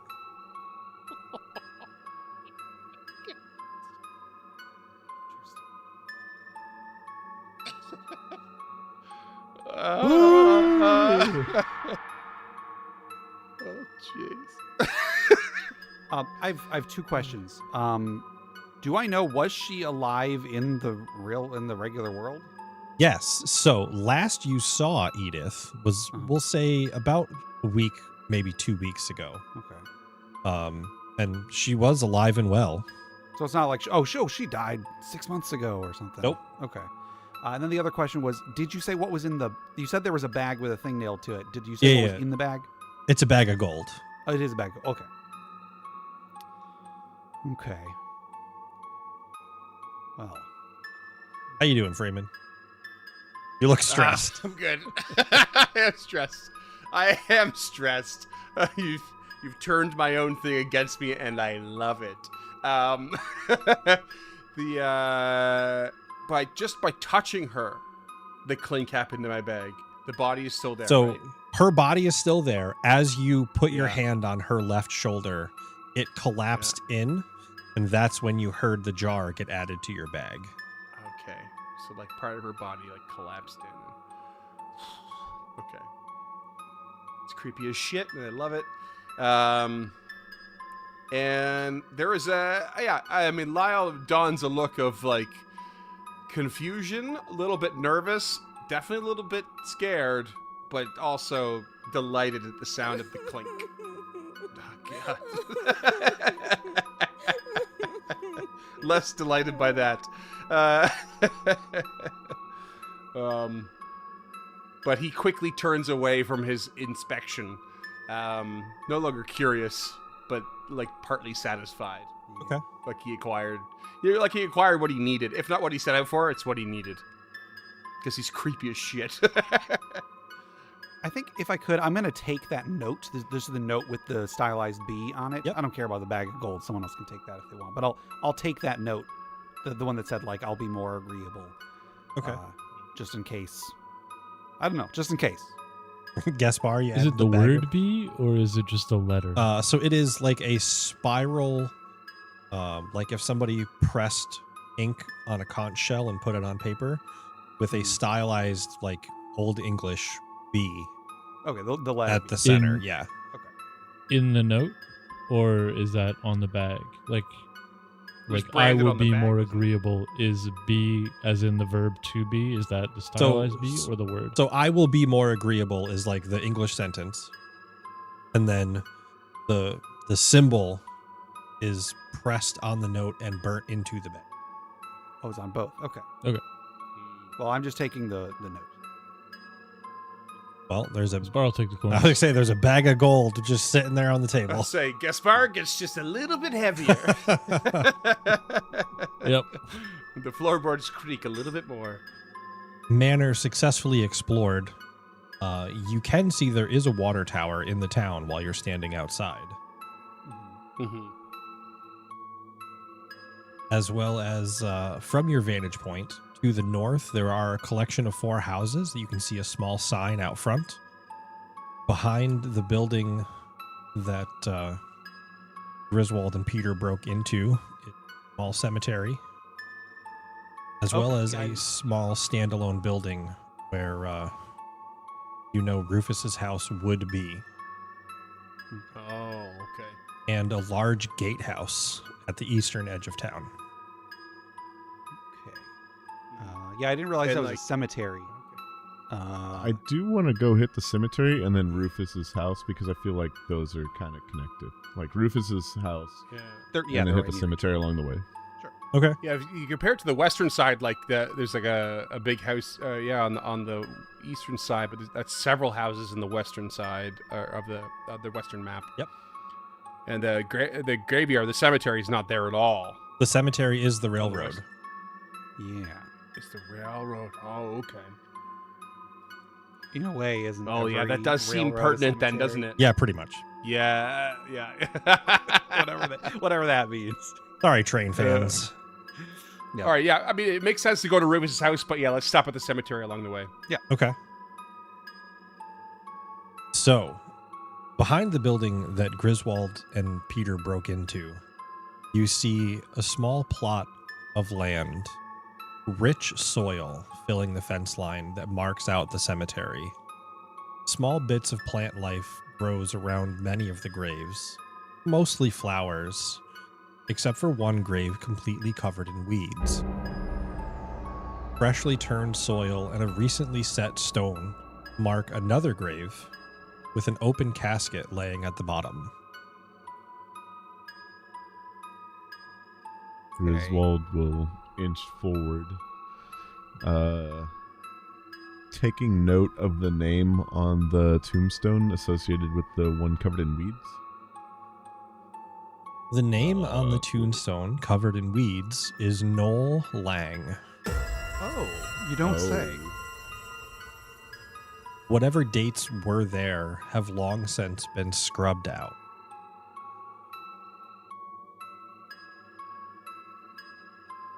That I reckon that explains like why. scratched off of a stone, Yeah, like tombstone. like Oh, so carved, it's not just carved worn out down, of it's it. like Oh, yeah. removed. Okay. Oh, wow. I reckon that's why I didn't see him earlier, or them, excuse me, earlier, when I peeked through the other side. Do you mean to say that they might have died on one side and not on the other? Or can we expect this Noel to be alive down there in that casket? Griswold will kind of shrug and spit. All One easy way to find out, no? And Gaspar will shrug out of his gilded jacket and hop into the open grave. So good. Is there any sort of a shovel nearby, like visible? Yeah, Yeah, there so are, we can bury Gaspar. there for are jumping in. shovels right next to this open grave. Oh, okay. Then I'll hand love down a this- the shovel to idea of it. Gaspar. I just love the idea of this leaden thud as the coat falls to the ground. So just clarifying, Gaspar, you are going into the open grave, or you are digging up Noel's grave? Oh, Oh, those are two- I okay. apologize. Yes. So Noel's He'll be grave digging up Noel's is grave. here, covered in weeds, and then the open grave. I don't think anyone has looked at the sign yet. The Okay.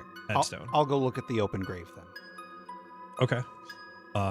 So taking a bit of time to dig out Noel's grave, you hear the thunk of wood, and as it sinks in under the shovel, you see the bottom of a casket, completely empty.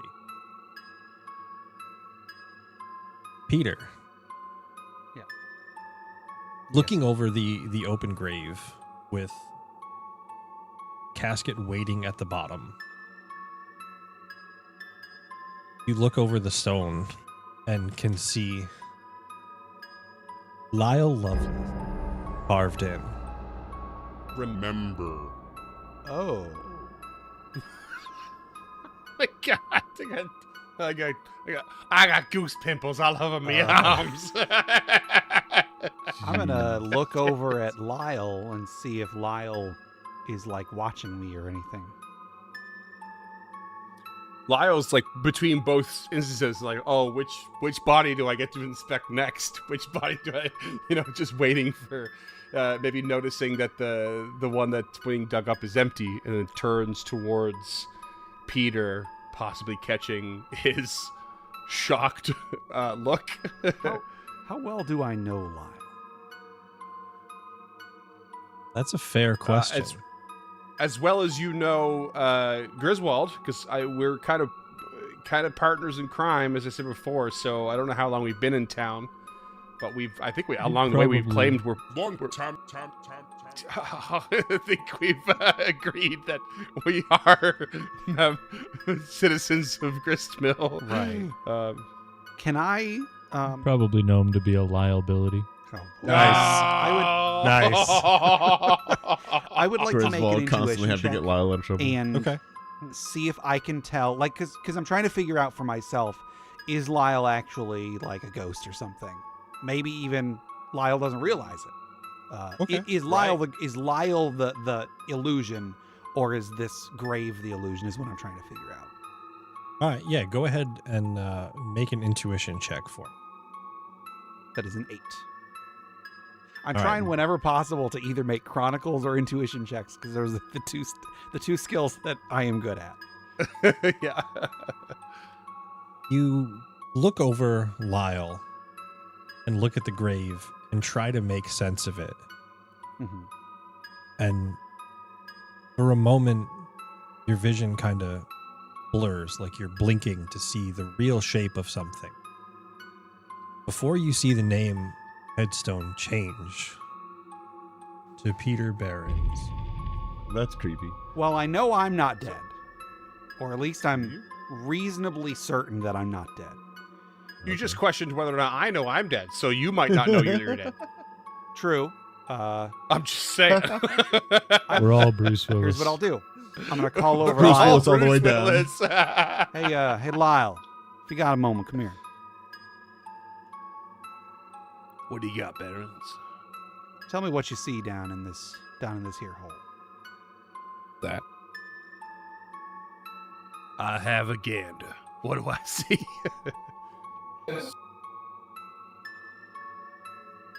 You see an empty casket, but you can hear the beating heart in your bag. And as you look down into the grave, feel an odd sensation, something that you might just need to Remember. God damn it.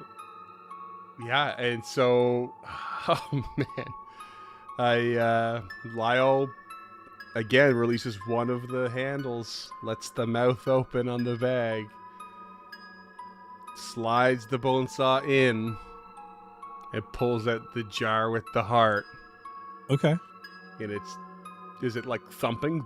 The heart is beating, and you hear footsteps walking towards the cemetery. As you hear, "Pleasant greetings, friends. I have not seen you around town before.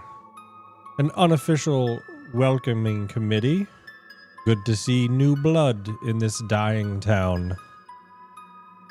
And you can see a tall man in a dark green, constantly oil slicked coat with blonde hair going in all manner of directions, smiling as his smile pushes his eyes just slightly too close together and his ears just slightly too high.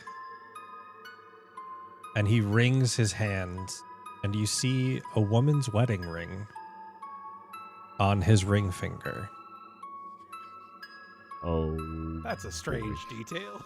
If you have ever seen Courage the Cowardly Dog, Perry is based on Freaky Fred, the barber, Okay.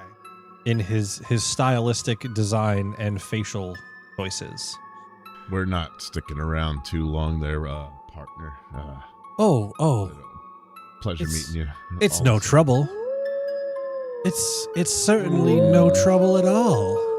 Mm, Why not spend some time? Have a nice meal. no thanks. I reckon we not ought hungry, to thanks. get going. Yeah. I'm And full Lyle from lunch. smashes the heart on the ground in the jar as hard as possible, hoping that the shards will lacerate it. Oh, jeez. Okay. I would like everyone to roll initiative as you smash the heart. Begin to hear the sounds of a number of screams. As the whispers fill the air around the breaking jar, and as the heart is cut and begins to bleed, you see it pulse in the different quadrants, rolling closer to this figure's feet.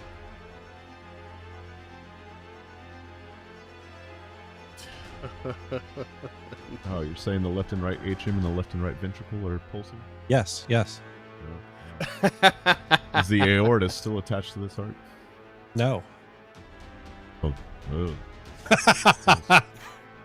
That was too far now. So I think Cam's and James's both results are +1 on top of that. For initiative? Yes, Yeah, if you 'cause have it's not shooting used some of your them. resource point, you're good. Oh, okay, so 7.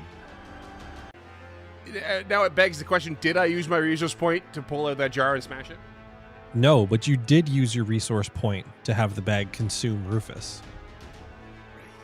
But that was in the western side. Yep, so you do still have a resource point here. It just Yeah. means you don't want to leave this side because you're going to be weaker over there. Gotcha.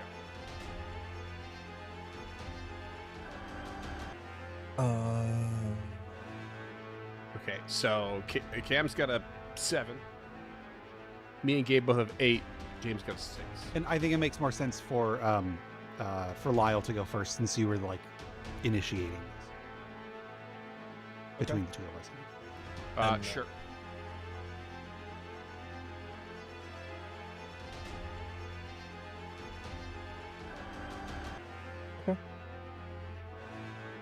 So yeah, it's going to go... Sorry, go ahead. If I'm first, what I want to do, even though it's not really my forte, but I want to try to better understand what the effect smashing that jar and exposing the heart and cutting it had on the situation, if anything. Okay. All right. And it, more to the point of whether or not pulling out another organ from my bag will be beneficial in some Well, crazy occultic way. on that note, everyone rolled between 6 and 9, Oh, right. and you find yourselves pulled to the Western world, Oh no. standing amongst the rails. As the figure joins you, Oh.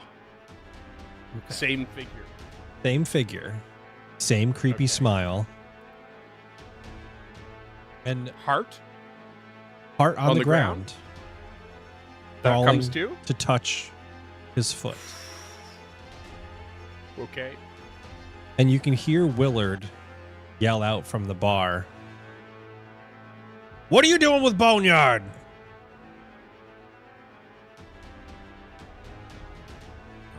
We heard that before, didn't we? You did. You did. Did we not? Yeah, we they're did hear. the owner of the railway. Yeah. Oh. Boneyard is the person that The has been bee. arriving and selling people out. So Fucking Cam, bee, the bee symbol. them tattoos we talked about that glow when capitalism appears, they're glowing. Yay! Oh my god. I forgot about that. Oh my god. That's your unique feature there, Griswold? Yep. Oh, what power do these tattoos have, I wonder? Yeah, so can I okay. Transition done, I think, I hope. Can I roll intuition? Yeah. This is one of my exertions to roll this, is that right? Yep. To make a quick check to Okay. see what the heart's going to do. Okay. 5. 5 is a success. Okay. You were real sure when you smashed this vial that lacerating the heart would deal damage to this man's heart. Mhm. Seeing it crawl over is something new. Something you haven't seen before from any of your ability. And you are stuck in a moment unsure of what's going to happen when the heart touches his foot, but it doesn't feel good. Is it far enough away from me that I have to move to it, or is it within arm's length if I pull my bone saw out again and just start slashing at it? Yeah, you could have your saw out and slash at the heart without any issue. Okay. And switching to the other side is an exertion as well, right? Yep, to go back to the horror realm. Yeah, I'm not quite sure why, other than that it affects my combat bonus. It might be stupid otherwise, but I'm going to blip back over to the other side and then attack this thing. Okay. You blip back over to the horror side for the briefest of moments and see no one there as you stand in your own empty grave. Damn it. Whoops. And find yourself back in the Western world. I'm not going to take 2 exertions from you to do that. Oh, so I just like blip back and forth. Yeah, you make it halfway there, realize no one is there, and step back through before closing the gate. Okay, kind of like a look-see through. Yep. Okay, then I'll just attack the one in front of me on the western side. Okay. 8. Yeah, 8 is definitely enough to hit, and you see the saw sink in. Yeah, and I just like I like slam it down like a knife and just pull back really hard for the teeth to just like rend the thing apart as best I can. And as you pull the saw back, you hear Peter's voice speak back to you. Debts. From this creature's mouth, the word debts. What have you done? How have you done this? This is insane. And Peter, it is your turn.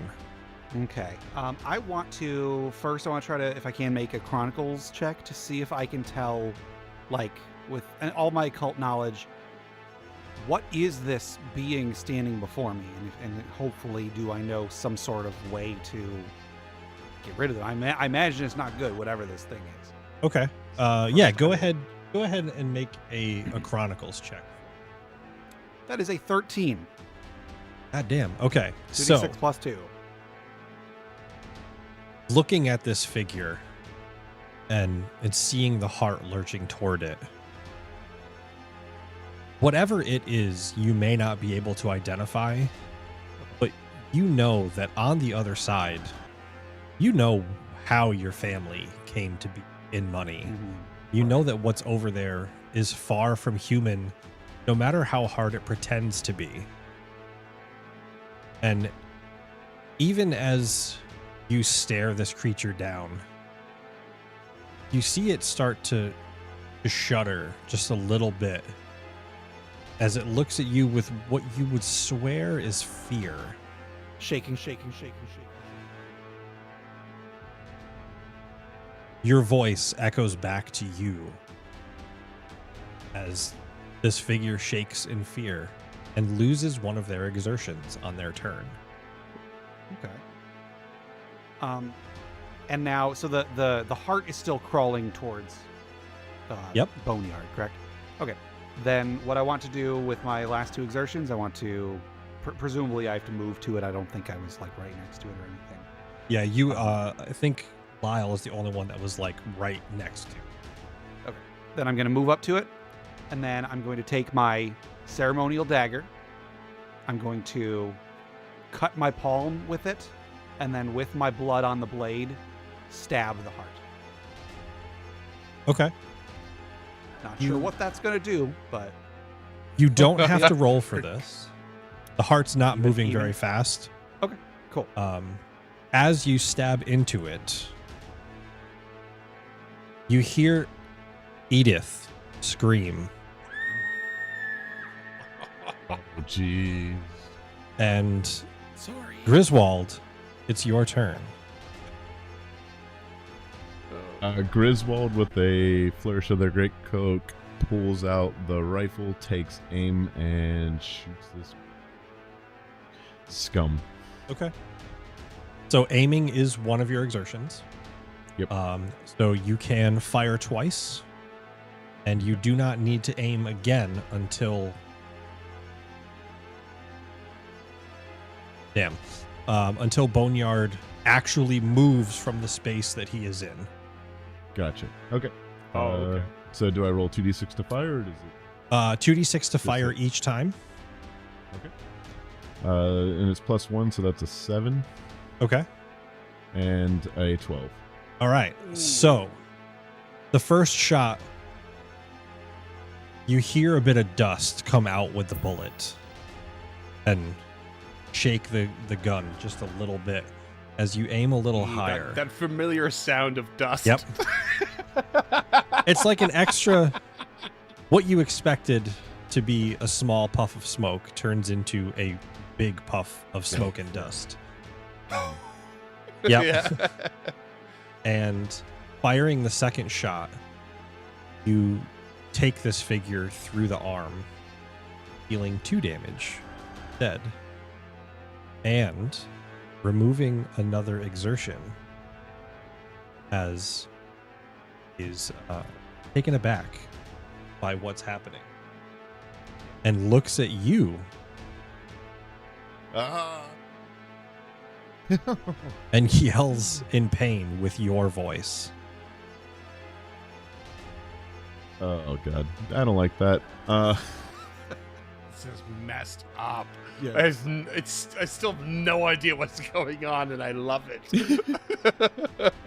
I thought about saying something quippy, but I'm too creeped out. Yeah, I'm done. All right, Gaspar. Gaspar, first action will be to unleash, I think. Okay.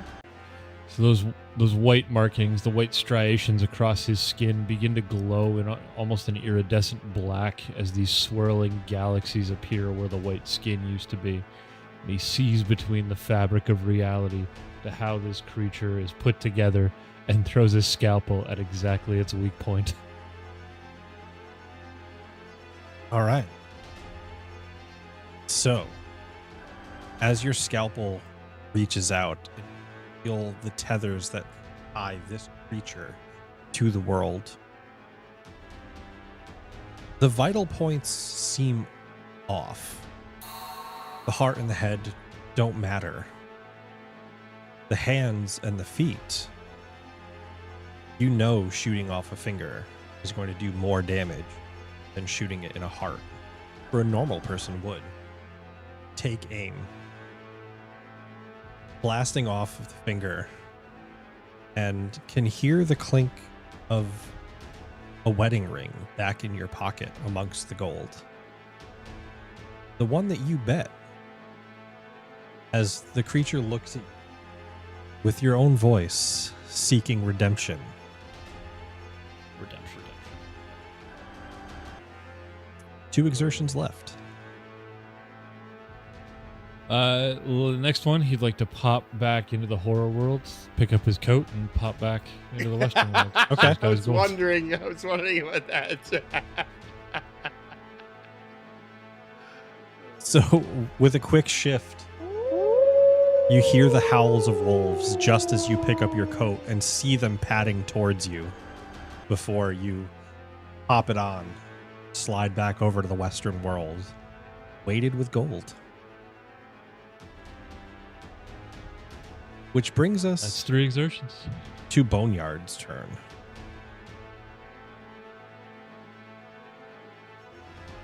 And they stare out at everyone, looking at all of you, looking at Willard over in the bar, and just opens his mouth. And what you hear come out is heinous static for the most part, except the bits and pieces where you hear someone you love crying out for help. Boneyard is not a fighter, but can definitely convince the townsfolk to fight for him. And you hear the collection of weapons as workers pick up pickaxes and Willard grabs his gun. And a number of townsfolk come rushing towards you.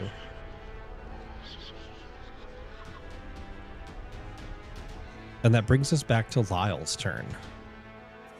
I think Freeman's stun locked. I don't know what to do.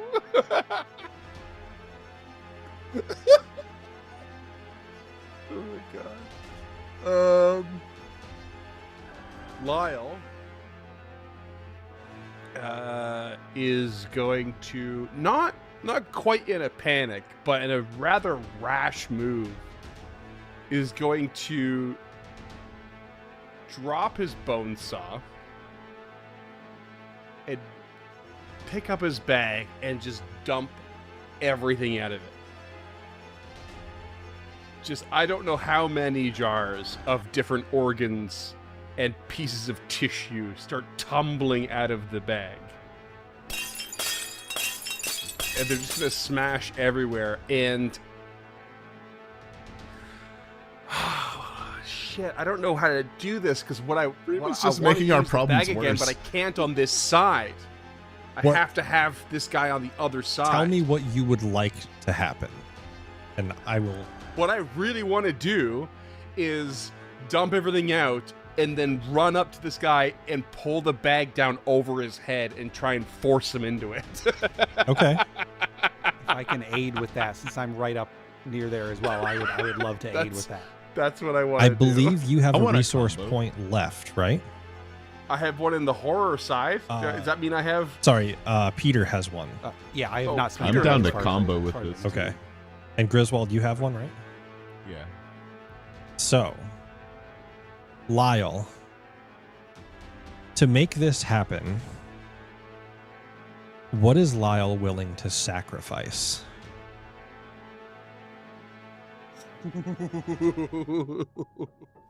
I mean, for him, dumping all of the jars out is a massive sacrifice. I know you're probably asking for more, but that's like commitment to the task in my head right now. Okay. That is a huge throwaway, because the heart doesn't seem to have done anything, and he's been collecting this shit forever in the most, inhumane, awful ways that's kind of built into the whole serial killer that I've created here.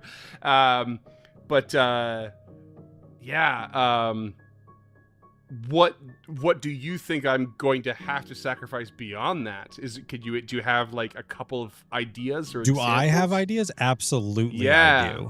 I do. I need you to Wait tell a me if second. you're going through Matt with from it. Mimics and Misfits, you have ideas? Yes. I didn't know from this creepy fucking adventure. Continue, sorry. All I need to know is Lyle going through with it? Oh, yeah. Oh, yeah. Okay. It's like, I think in his head, it's, like I said, it's not panic. It's like this big rush of like, You this is have the that ultimate one to adrenaline catch. calm. This is the one. This is the one I've been searching for. This is everything up until now was a dalliance, Okay. It was playtime. This is the goal, is to capture whatever the fuck this thing is. So And so he's all in. Peter and Griswold, you see Lyle dump his bag. And it may not mean a ton to Peter, besides somebody dumping all of their worldly possessions. But Which are Griswold, very creepy. you know how much work went into this bag, how much time you have spent helping Lyle chase down very specific people to get what's in here. Yeah. How are the two of you going to assist?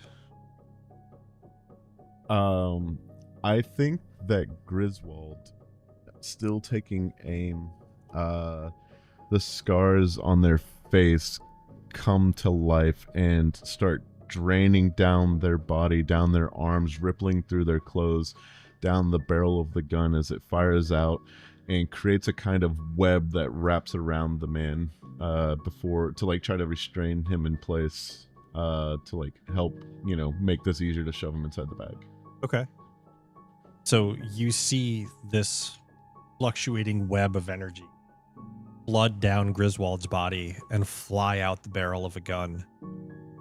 And almost David and Goliath style, wrapping around. That's not the right book. It's not the right thing.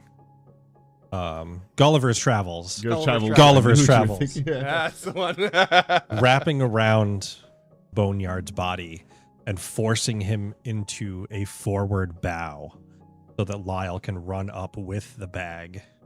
Oh, yeah. Peter, how are you assisting? I already have my dagger out, and I'm already bleeding from one hand, but I basically start carving a symbol, starting going down my arm and then into my chest, and start just carving into my skin an arcane symbol. Basically what I'm doing is whatever entity my family has made a pact with that has granted us the prosperity that we have, I'm basically saying, I know that that's our deal. I need a little bit more.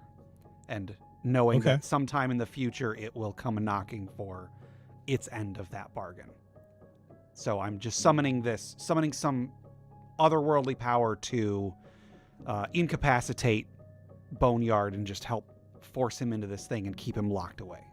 Okay. As Boneyard stays locked with this web of energy, the blood drips from the end of your ritual dagger. 1 drop, 2, 4, 10, and you feel your life committed to this cause. As the blood winds its way around and up the webbing, reinforcing like so many grappling hooks, pulling at the web and cinching it to the ground, forcing Boneyard lower. As Lyle runs in with the bag. Lyle, I need you to roll 2d6 for me, please. Freeman, don't screw this up. Try. Freeman, we've done so much to help you. Like, you can't mess us up, bud. We will be mad. 8. Okay. Lyle, you rush in and feel this pulsing moment. And the bag connects and sinks over this creature's head, pulling it inside until you hear the breaking of a bone. And inside the bag, you can see just a skeletal thumb. And as Lyle turns back around to the rest of the party, you see him smile just a little too wide, just a little too much, as his ears wiggle just a little out of place. And you can all hear the words, "Pleasant greetings, friends." No. So thank you for joining us for this adventure. Oh man, Nicely done. that was Holy fantastic. Nicely done. Shit, that was good. Oh, Playing God. back audio of our own voices never got not creepy. Yeah. That was crazy. Yes. I don't Yeah. know how you did that. Holy crap. That was, Wow. That Oh my was God. amazing. That was I'm glad that everybody was so had fun. good, Matt. Holy shit. Yeah. There are huge swaths of this adventure that were not played on air today. right. So, if you Yeah. are listening to this episode and you enjoy it, and you have a GM that's willing to be a creepy, you will be able to download it, as well as if you have Tailspire, all of the maps that we used for visuals today are available in 3D for you to play in Tailspire for free. Oh, wow. They'll be released on cool. Tales Tavern under the Mimics and Misfits account. So yeah, that is a sample of our new system, Duality. You can get it by following on Kickstarter. If you do !Kickstarter or go to Kickstarter and search for Duality TTRPG, we are looking to release in early April, so not that far away, just a couple weeks now. Keep an eye on our socials to find out what's going on. Thank you to everybody for hanging out, we will see you again on Sunday. Probably for a co-working stream. I'll be here. So, thank you. Have a good night. And we'll see you all soon. Bye.